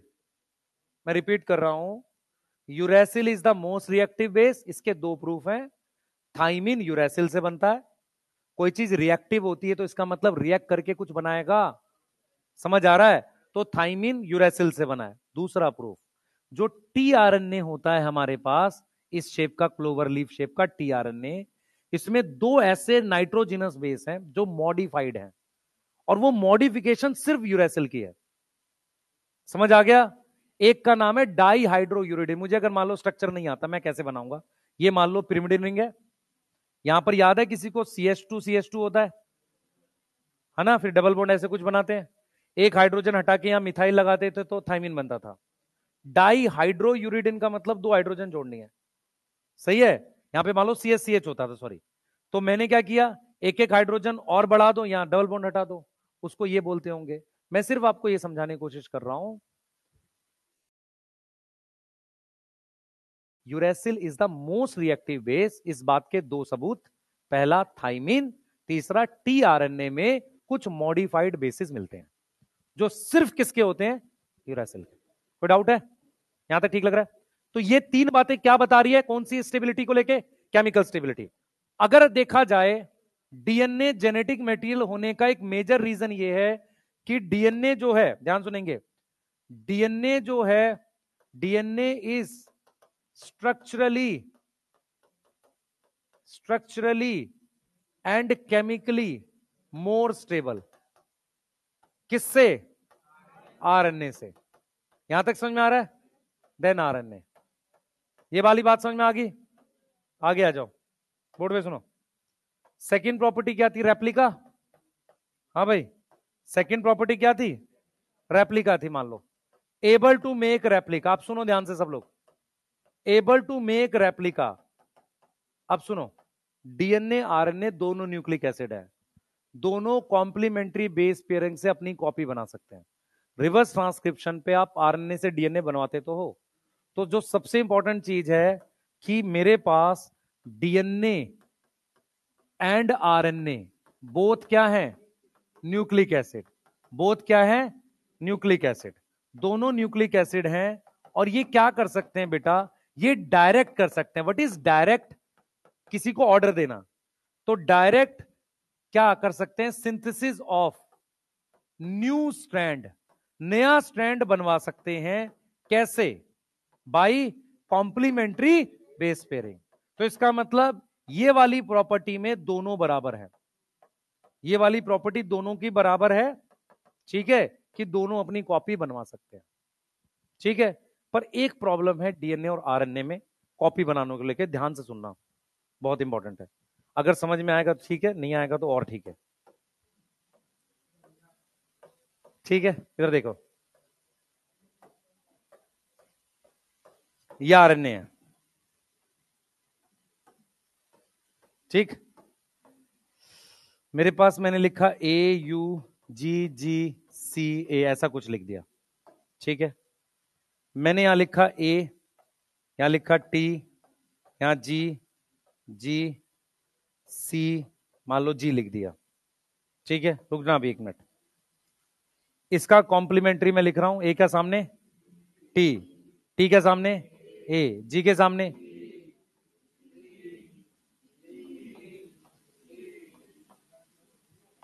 ये गलत है। ये गलत क्यों है, क्योंकि इसके सामने सही है, समझो। वो गलत क्यों है, क्योंकि मुझे पता उसके सामने सही है। तो जब डीएनए रेप्लिकेशन करते हैं, डीएनए की कॉपी बनाते हैं, तो मुझे पता है कि बनाना क्या है, ऑलरेडी पता है। आरएनए सिंगल स्ट्रैंड होता है, जब उसको बना रहे होते हैं, ध्यान सुनेंगे, उसको बना के हमने रेडी कर लिया, वो बन चुका है, बनाते वक्त नहीं, बन चुका है। मान लो बने हुए आरएनए में मैं जी की जगह सी लगा दूं, मुझे कैसे पता चलेगा ये गलत है? ये बना, दोनों बने हुए हैं, मान लो दोनों बने हुए हैं, बने हुए में इस सी की जगह ए लगा दूं, तो मुझे पता है या तो ये गलत है या ये गलत है। समझ आया, बोलो। मेरे पास बना हुआ डीएनए है, मैं सी की जगह ए लगा दूं तो मुझे ये तो पता चलेगा ये गलत है। लेकिन मैं अगर यहां सी लगा दूं तो अकेले वाले में मुझे कैसे पता चलेगा कौन गलत है? नहीं पता चलेगा। समझ आ रहा है? इसका मतलब क्या हुआ, इसमें ये क्यों बोल रहा हूं, इसका मतलब ये है, इसका मतलब क्लियरली ये है कि बना हुआ आरएनए अगर उसमें कोई बेस इधर उधर हो जाए तो कोई पता नहीं चल सकता, नेचर उसको ठीक भी नहीं कर सकती। नेचर डैमेज रिपेयर सिर्फ डीएनए का कर पाती है। रीजन, जब डैमेज होगा तो किसी एक स्ट्रैंड पर न्यूक्लियोटाइड बदलेगा, तो दूसरा वाला बताएगा ना कि ये गलत है। समझ आ रहा है मैं क्या बोल रहा हूं? बोलो। अच्छा, अगर ये गलत है और मैं इसको ठीक कर दूं तो इसका मतलब वो गलती परमानेंट हो गई, अब सब में जाएगी आगे। समझ आया नहीं आया? इस ऐसे ही म्यूटेशन आगे चलती चली जाती है। किसी को कुछ समझ आ रहा है मैं क्या पढ़ा रहा हूं? मैं क्या पढ़ा रहा हूं डबल स्ट्रैंडेड डीएनए में गलती पता चलेगी, सिंगल स्ट्रैंड में गलती पता ही नहीं चलेगी क्योंकि वो अकेला है। क्लियर है? तो हम यहां पर कह रहे हैं रेप्लिका तो ठीक है, रेप्लिका हम बना सकते हैं, दोनों का बना सकते हैं, ठीक है, लेकिन डीएनए ज्यादा बेटर पड़ता है कॉपी ऑपी में भी, वो हम देखेंगे आगे। तीसरा है बेटा, तीसरा है हमारे पास स्लो म्यूटेशन। बताओ, स्लो म्यूटेशन को लेके बात करते हैं, ध्यान से सुनेंगे तो पता चलेगी। पर double standard RNA natural cell में है ही नहीं, सिर्फ कहां पे, वायरस में है ना, और वायरस कोई सेल नहीं है। इधर ध्यान दो बेटा, स्लो म्यूटेशन का मतलब समझो। देखो डीएनए जो है, डीएनए में म्यूटेशन स्लो है। ध्यान से सुनना बेटा, सुनना ध्यान से। तुम्हें कोई चीज, ध्यान सुने, तुम्हें कोई चीज याद नहीं है, इसके दो रीजन है। पहला, एक धीरे याद होती है, दूसरा तुम भूल जाते हो। ठीक है, सुनो ध्यान से, हाँ वो एक बात की बात है। अब सुनो ध्यान से, यहां पे भी सुनो सुनो। डीएनए में ध्यान सुनेंगे, डीएनए में ध्यान सुनेंगे, डीएनए में म्यूटेशन स्लो है, इसके दो रीजन है। एक तो म्यूटेशन कम हो रही है, दूसरा जो हो रही है उसे ठीक भी कर रहे हैं। समझ में आ रहा है? समझ में आ रहा है? तो डीएनए में म्यूटेशन स्लो हो रही है, दूसरा हम क्या कर रहे हैं बेटा, दूसरा हम क्या लिख रहे हैं, damage repair and proof reading. Damage repair and proof reading further, further prevent change, वो आगे और चेंज होना रोकता है। फर्दर क्या प्रिवेंट करता है, चेंज को, चेंज होना आगे रोकता है। यस और नो? समझ आ रहा है? पहले तो म्यूटेशन आसानी से नहीं हो रही है, अगर हो रही है तो उसमें क्या क्या कर रहे हैं, प्रूफ रीडिंग कर रहे हो, डैमेज रिपेयर, उसके बाद भी कुछ ना कुछ म्यूटेशंस होती हैं। जैसे मान लो मैं कहता हूं आपने 10⁵ बेस पेयर जोड़े, एक म्यूटेशन हो रही है, ये सब करके 10⁸ बेस पेयर के बाद एक हो जाएगी। चांसेस आप घटा रहे हो सिर्फ इनसे, ऐसा नहीं कि होगी ही नहीं। क्लियर है? सही है, आगे आ जाओ। आरएनए क्या करता है, म्यूटेट करता है फास्ट। आरएनए क्या करता है, म्यूटेट करता है फास्ट। इस बात का प्रूफ क्या है, प्रूफ है आरएनए वायरस, जिसकी लाइफ, जिसकी क्या होती है बेटा, जो फास्ट मल्टीप्लाई करता है और उसमें म्यूटेशन जल्दी होती है, म्यूटेट फास्टर। आरएनए वायरस क्या है, फास्ट मल्टीप्लाई करता है और क्या करता है, म्यूटेट करता है फास्टर। आप याद करो जो कोविड का वायरस था, कोविड का वायरस था, याद है, कोरोना वाला वायरस, क्या नाम था उसका, याद है? उसकी बोले थे 32 म्यूटेशन, 40 म्यूटेशन हो चुकी है। यस है, क्या था, क्या नाम था उसका, वायरस का क्या नाम था, वायरस का क्या नाम था,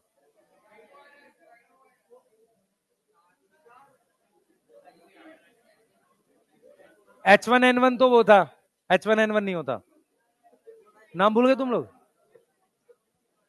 ये वाला समझ में आ रहा है? बच्चे सुनो ध्यान से, आरएनए तेज म्यूटेट करता है, इसका प्रूफ है आरएनए वायरस बहुत फास्ट म्यूटेट करते हैं। क्लियर है? सही है, ये तीनों पॉइंट्स लिखेंगे, एनसीईआरटी पढ़ेंगे जल्दी से, जल्दी। सार्स क्यों था, है सीओवी था, उसमें कुछ और भी नाम था उसका, जो लास्ट में म्यूटेशन हुई थी जिससे ज्यादा खतरनाक हुआ था, वो कौन सा था, हाँ डेल्टा वेरिएंट। एसी चलाओ,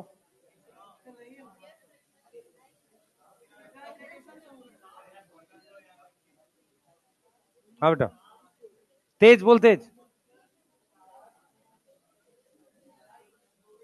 फंक्शनली स्टेबल थोड़ी होता है कुछ, ऐसा कुछ नहीं होता। हाँ बोल।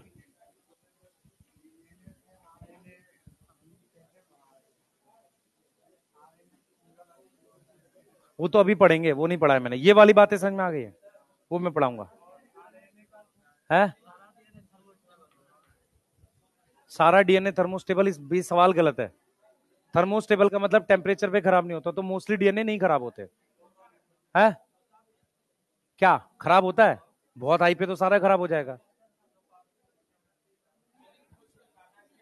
मैं ये कह रहा हूं प्रोटीन 40 डिग्री पे खराब हो रही है, 50 पे, डीएनए 90 पे खराब हो रहा है, तो ज्यादा स्टेबल कौन हुआ? स्टेबिलिटी कंपेरेटिव टर्म है। हाँ बेटा, हाँ, कौन क्या पूछ रहा, बोल बोल। हाँ,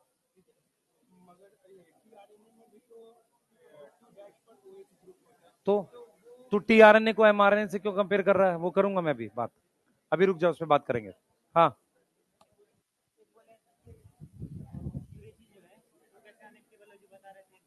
यूरेसिल पे ग्रुप अनस्टेबल होगा ना, जो ग्रुप लगे होंगे वो रिएक्टिव होंगे। एक तो उसमें ऑक्सो ग्रुप लगा हुआ है, और वो जहां मिथाइल जोड़ते हैं वो भी ग्रुप रिएक्टिव होंगे।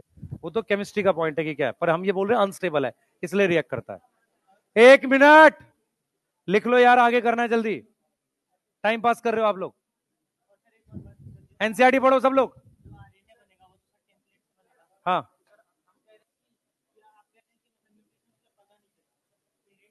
जब बनाते वक्त उस वक्त पता चलेगा, बने हुए में होगा तो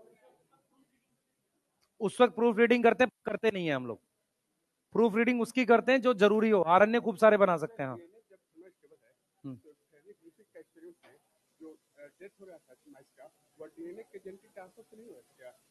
जो माइस का डेथ हो रहा था वो सेल मल्टीप्लाई करने से हो रहा था, तो जो सेल है ना वो तो डैमेज हो गया। डीएनए के स्टेबल होने से क्या होगा फिर? डीएनए अकेला काम तो नहीं कर सकता, उसको पूरी मशीनरी चाहिए, मशीनरी डैमेज हो गई। डीएनए स्टेबल है, पर अगर स्टेबल है तभी तो वो आर को एस में कन्वर्ट कर पा रहा है, क्योंकि उसको उसकी मशीनरी मिल गई। हीट किल किया तो सेल मर गया, पर डीएनए अभी काम का है, तभी वो जाके आर को एस में बदल रहा है। जेनेटिक मटेरियल अकेले काम कैसे करेगा? जेनेटिक मटेरियल को सेल चाहिए ना काम करने के लिए। हाँ बेटा, ठीक है, तो नहीं होगी तो वायरस क्यों कंपेयर कर रहा है? डबल स्टैंडर्ड डीएनए को एक नॉर्मल आरएनए से कंपेयर कर।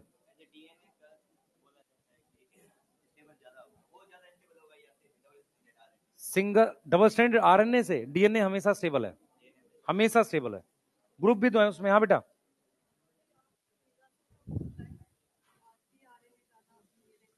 टीआरएनए में कुछ मॉडिफाइड बेसिस होते हैं, यूरासिल से बनते हैं। किसमें? आरआरएनए में नहीं होते, उन मॉडिफाइड बेसिस के नाम हैं, वो सिर्फ टीआरएनए में होते हैं। आरआरएनए में कोई मॉडिफाइड बेस नहीं है। अरे लिख लिया, पढ़ लिया एनसीईआरटी? हाँ, कहां लिखा है मैंने?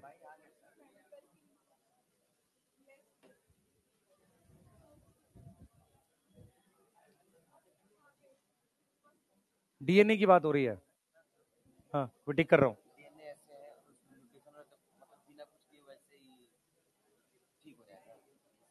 एंजाइम ठीक करेगा? एंजाइम होते हैं डीएनए डैमेज रिपेयर के, अपने आप कैसे ठीक होगा? हमारे अंदर पूरी मशीनरी है, लेकिन अगर वो फेल होती है मशीनरी तब में वो होती है, कैंसर होता है। हाँ बेटा, तेज बोल, तेज। बेटा डीएनए 90 डिग्री पे डीनेचर हो रहा है, आरएनए डीनेचर करने के लिए डबल स्टैंड होना चाहिए ना, आरएनए तो सिंगल स्टैंड होता है, तो डीनेचर वो कम टेम्परेचर पे हो जाएगा। हाँ, तेज बोल। प्रूफ रीडिंग नहीं होता, बताऊंगा क्यों, बताऊंगा वो जब डीएनए रेप्लिकेशन कर। 1 मिनट लिख लिया, जल्दी करो, जल्दी फास्ट।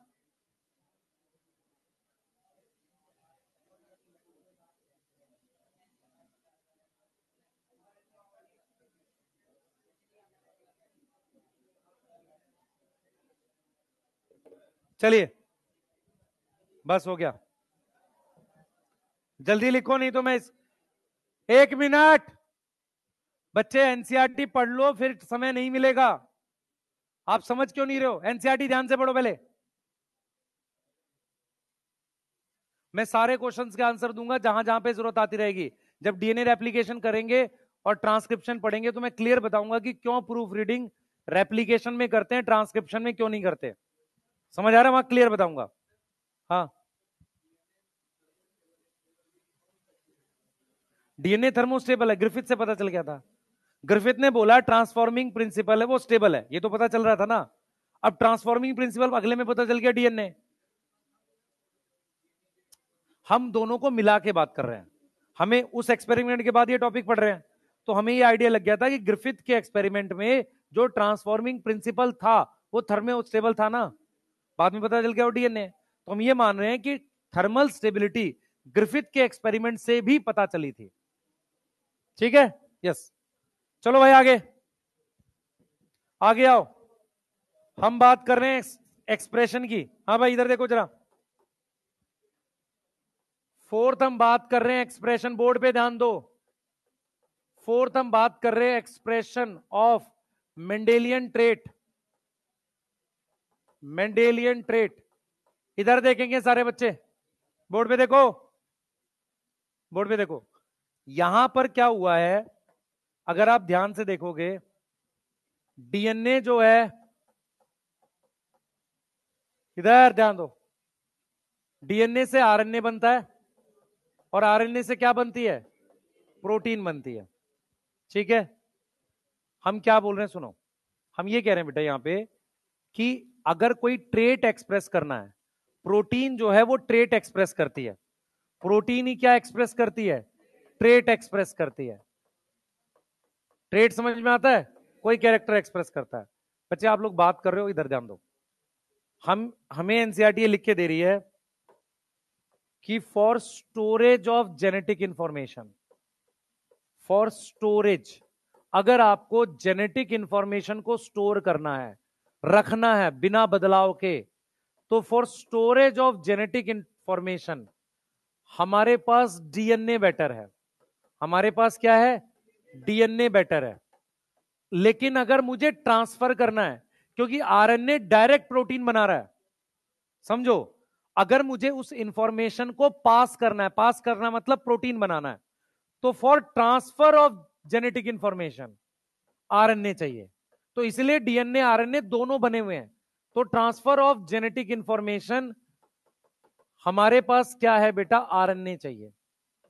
हमारे पास क्या है, आरएनए चाहिए, आरएनए इज बेटर। अब ये चीज अपने दिमाग में बिठाओ, क्यों, क्योंकि आरएनए डायरेक्ट प्रोटीन बनाता है। अब एक टॉपिक एनसीईआरटी लिखती है जिसको वो आरएनए वर्ल्ड के नाम से लिखती है, और वहां पर वो क्लियर बताती है कि पहला जेनेटिक मटेरियल कौन था। एनसीईआरटी क्लियरली पूछती है कि पहला जेनेटिक मटेरियल कौन था। तो आप ध्यान से सुनेंगे बेटा, फर्स्ट जेनेटिक मटेरियल, अब यहां पर थोड़ा सा मैं चीजें समझाऊंगा, उसको सुनेंगे। आपको पता होना चाहिए कि जब एवोल्यूशन में हम पढ़ते हैं तो वहां पर सेल आने से पहले एक सेल जैसा कुछ बनता है, कवर, जिसको हम कॉन्सर्वेट वगैरह बोलते हैं। ठीक है, उसके बाद उसमें कुछ जेनेटिक मटेरियल बना होगा, वो हो सकता है आरएनए हो। हुआ ये है कि पहला जेनेटिक मटेरियल आरएनए है, ट्रू, पर नेचर में कोई ऐसा लिविंग सेल नहीं है जिसमें आरएनए होता है। इसका यह मतलब था कि जब पहला सेल बना तब तक डीएनए जेनेटिक मटेरियल डिसाइड हो चुका था। मेरी बात समझ पा रहे हो, मैं दो बातें बोल रहा हूं। पहला जेनेटिक मटेरियल आरएनए आया, कोई भी ऐसा लिविंग सेल नहीं है जिसमें आरएनए होता है। इसका मतलब जेनेटिक मटेरियल आरएनए आ गया और वो डीएनए में बदल गया, तो पहले सेल में डीएनए था। कुछ सब कुछ बेकार है, मैं क्या बोल रहा हूं कोई मतलब नहीं है। दोबारा रिपीट कर रहा हूं, दोबारा रिपीट कर रहा हूं, दोबारा रिपीट कर रहा हूं, चुप, शांत रहे, बस शांत रहो, सुनो ध्यान से। मैंने बोला आपको कोई भी ऐसा लिविंग सेल नहीं है जिसमें आरएनए जेनेटिक मटेरियल होता है, पर पहला जेनेटिक मटेरियल आरएनए आया। इसका मतलब जब सेल इवॉल्व कर रहा था उसकी पहले की एक स्टेज थी जिसमें आरएनए आया होगा। जब तक प्रॉपर एक सेल बना तब तक डीएनए इवॉल्व हो गया था, मैं ये कह रहा हूं। ये क्लियर है? अब सुनो ध्यान से। तो फर्स्ट जेनेटिक मटेरियल आरएनए था, फर्स्ट जेनेटिक मटेरियल आरएनए था, और वो सारे इंपॉर्टेंट फंक्शन कर देता था, perform all important function two important function for protein synthesis. Protein बनाने के लिए वो सारे इंपॉर्टेंट फंक्शन कर देता था। मैं आपको समझाता हूं कौन से इंपॉर्टेंट फंक्शन थे, ध्यान से देखेंगे बेटा। मेरे पास ये आरएनए है, आरएनए ध्यान से सुनो क्या क्या काम कर सकता है। अब मुझे बताओ प्रोटीन बनाने के लिए मुझे कौन सा आरएनए चाहिए? तीनों आरएनए चाहिए, तीनों आरएनए चाहिए। सुनो ध्यान से, सुनो सुनो। एक चाहिए एमआरएनए जिसपे इंफॉर्मेशन है, दूसरा चाहिए राइबोसोम जिसमें आरएनए है जो कैटलिस्ट की तरह काम करता है, और टीआरएनए अमीनो एसिड लेकर आता है। तो आरएनए जो था वो सारे फंक्शन कर पाता था, वो कैटलिस्ट की तरह काम करता था, कैटलिस्ट की तरह एक्ट करता था, एक्ट एज कैटलिस्ट। दूसरा वो क्या करता था बेटा, एडेप्टर की तरह काम कर लेता था। तीसरा वो देता था इंफॉर्मेशन, वो इंफॉर्मेशन भी देता था। उसके अलावा वो दूसरे आरएनए को भी काट सकता था, उसे कहते हैं स्प्लाइसिंग। स्प्लाइसिंग हम पढ़ेंगे जब एचएन आरएनए से एमआरएनए बनाएंगे। तो एक ही आरएनए सारे काम कर पाता था, मतलब अलग अलग होंगे, आरएनए सारे काम कर पाता था। किसको लेकर? प्रोटीन बनाने को लेकर। पर इस आरएनए की कुछ प्रॉब्लम थी। आरएनए सारे काम कर पा रहा है, आरएनए सारे काम कर पा रहा है, परफॉर्म ऑल फंक्शन, पर इसकी कुछ प्रॉब्लम थी। प्रॉब्लम क्या थी? प्रॉब्लम क्या थी? अनस्टेबल था। क्या था? अनस्टेबल था। तो सॉल्यूशन ये है बेटा इसका, फ्रॉम आरएनए डीएनए इवॉल्व हुआ होगा। फ्रॉम आरएनए हमारे पास डीएनए इवॉल्व हुआ होगा, और डीएनए इवॉल्व करने के लिए हमने क्या क्या चेंजेस किए? सुनो, हमने डीएनए इवॉल्व करने के लिए आरएनए में क्या क्या चेंजेस किए होंगे, सोचो ध्यान से। सबसे पहला चेंज हमने क्या किया था, यूरेसिल को थाइमिन में बदला। यूरेसिल को किस में चेंज किया? Change to thymine. यस, तो उसके लिए मुझे मिथाइलेशन करनी पड़ेगी। क्लियर है? सही है।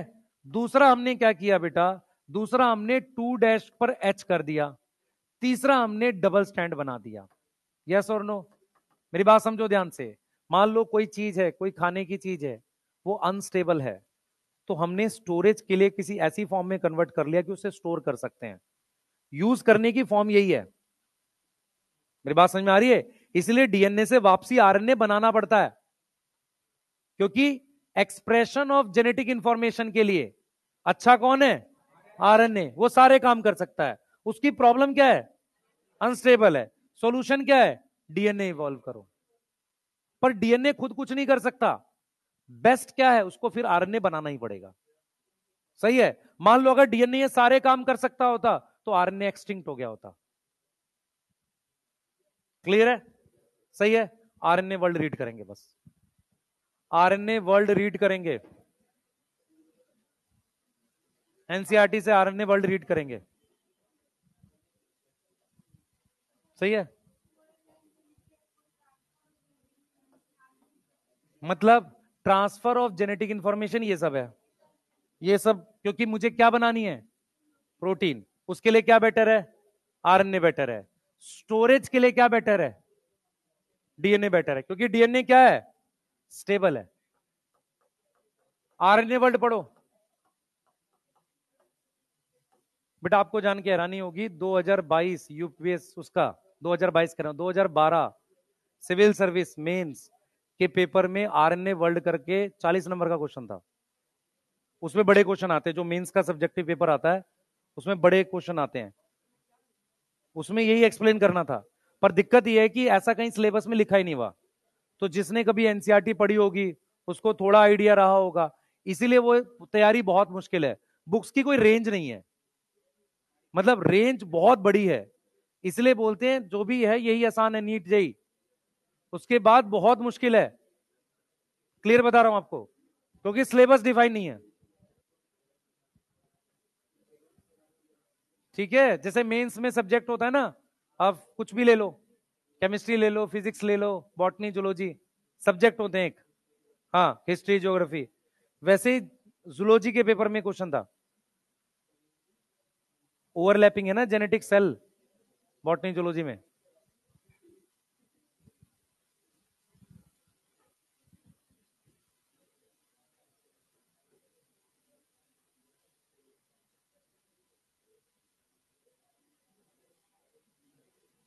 आरएनए वर्ल्ड पढ़ो बेटा जल्दी से।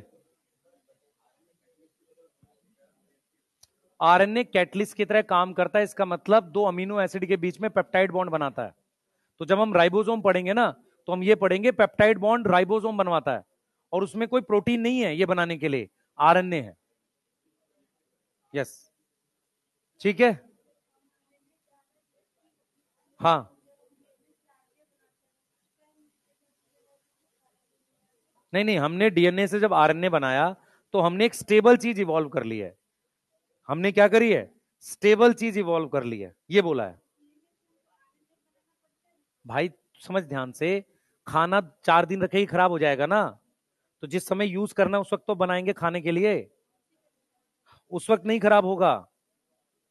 समझ पा रही है मैं क्या बोल रहा हूं? इसको स्टोर नहीं कर सकते, यूज कर सकते हैं सिर्फ। क्लियर है? हाँ बेटा। डिफरेंस दोनों कैटलिस्ट ही है। हम यहां पे कौन से कैटलिस्ट की बात कर रहे हैं? आरएनए जो है वो पेप्टाइड बॉन्ड बनाता है। आरएनए क्या होता है? इन राइबोसोम क्या बनाता है? Peptide bond. आप जब पढ़ोगे ना पेप्टाइड बॉन्ड प्रोटीन सिंथेसिस, तो वहां पर मैं आपको एक राइबोजाइम बताऊंगा, 23S rRNA, वो क्या है? कैटलिस्ट है। तो कैटलिस्ट प्रोटीन भी हो सकती है, आरएनए भी हो सकती है, पर आरएनए बहुत रेयर होता है, क्योंकि आरएनए के बहुत सारे 3D स्ट्रक्चर्स बनते नहीं है। प्रोटीन ज्यादा स्ट्रक्चर बना सकता है, इसलिए प्रोटीन को मेन कैटलिस्ट रखा है नेचर ने। ठीक है। हाँ, क्या कह रहा है? लास्ट लाइन कह रहा है डीएनए, देखो, double stand having complementary further resistance, वही तो बताया था पीछे, डबल स्टैंड बनाया था, उसमें गलती करी। हाँ, डबल स्टैंड होने की वजह से वो क्या होगा, उसमें उसमें क्या होगा? रिपेयर करना पॉसिबल है। हाँ, उसको तोड़ हटा के वहां नॉर्मल लगा दे। रिपेयर तभी पॉसिबल है जब डबल स्टैंड है, वो लिखा हुआ है यहाँ पे। हाँ, क्या? हाँ, स्प्लाइसिंग लिखा है ना, वही मेटाबॉलिज्म, वही मतलब एक्चुअल में मेटाबॉलिज्म हो गया, एंजाइमेटिक प्रोसेस। स्प्लाइसिंग भी क्या है? एक मिनट रुको भाई सारे, सुनो ध्यान से। RNA act as a catalyst, ribozyme, ribozyme तुम्हारे सिलेबस में दो जगह है आरएनए, एक राइबोसोम के अंदर है, आरएनए राइबोसोम में पेप्टाइड बॉन्ड बनाता है। दूसरा एचएनआरएनए से जब एमआरएनए बनाते हैं, वहां एक प्रोसेस होता है स्प्लाइसिंग, वहां भी आरएनए एज अ कैटलिस्ट काम करता है। तो आरएनए आपके सिलेबस में कैटलिस्ट की तरह दो तरह से काम करता है। जो मेटाबॉलिज्म लिखा हुआ है ना, वो मेटाबॉलिज्म इसके लिए लिख रहा है, वो स्प्लाइसिंग के लिए। स्प्लाइसिंग का क्या मतलब होता है? एचएनआरएनए को काट के क्या बनाना? एमआरएनए। वो भी एक राइबोजाइम है। उसके अलावा राइबोजाइम और कहां पर है? राइबोसोम में, राइबोसोम में जो क्या बनाता है? पेप्टाइड बॉन्ड बनाता है। ठीक है, क्लियर है? नोट कर लिया सबने? जल्दी।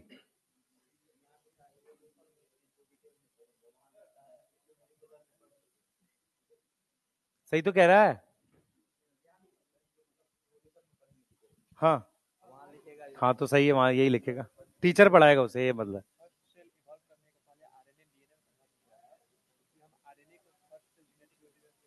क्योंकि जेनेट as a genetic material RNA पहले आया है, तो समझ नहीं रहा। मैं ये थोड़ी बोल रहा हूं कि सेल के अंदर पहला आया है, वो पहले आ गया था। हाँ, हाँ भाई, बोल बोल। क्या?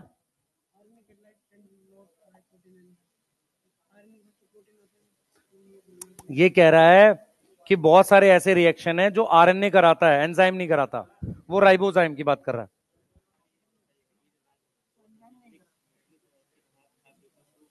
डायरेक्ट देर बोला था ना, डुप्लीकेशन मतलब कॉपी। आरएनए के पास कॉम्प्लीमेंट्री बेस पेयर है, वो भी बनवा सकता है, और वो ही बनाता नहीं है, वो एक अलग चीज है, बना सकता है। आरएनए से आरएनए नहीं बनता, पर बनाना चाहे तो बना सकते हैं। अगर मेरे पास एक आरएनए पॉलीमरेज हो, जो आरएनए डिपेंडेंट आरएनए पॉलीमरेज हो, तो बना सकते हैं। क्लियर है? ठीक है, नेक्स्ट डालो जल्दी से। मैं सेल्सन स्टॉल कल वाले पिटाई कर दूंगा मैं 2 दिन की।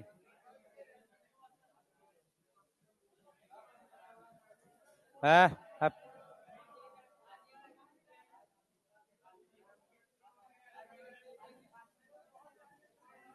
चलो कल पढ़ रहे हैं, छोड़ दो। सुनो पहले, बात सुनो ध्यान से सब लोग, सुनो ध्यान से। अपने असाइनमेंट्स पूरे कर लो, आपके पास टाइम है, मैं टाइम निकाल के उसका सोल्यूशन बना देता हूं, पर प्लीज असाइनमेंट्स पूरे करो, नहीं तो फंस जाओगे आप। क्लियर है? ठीक है, कल पढ़ रहे हैं यहां से।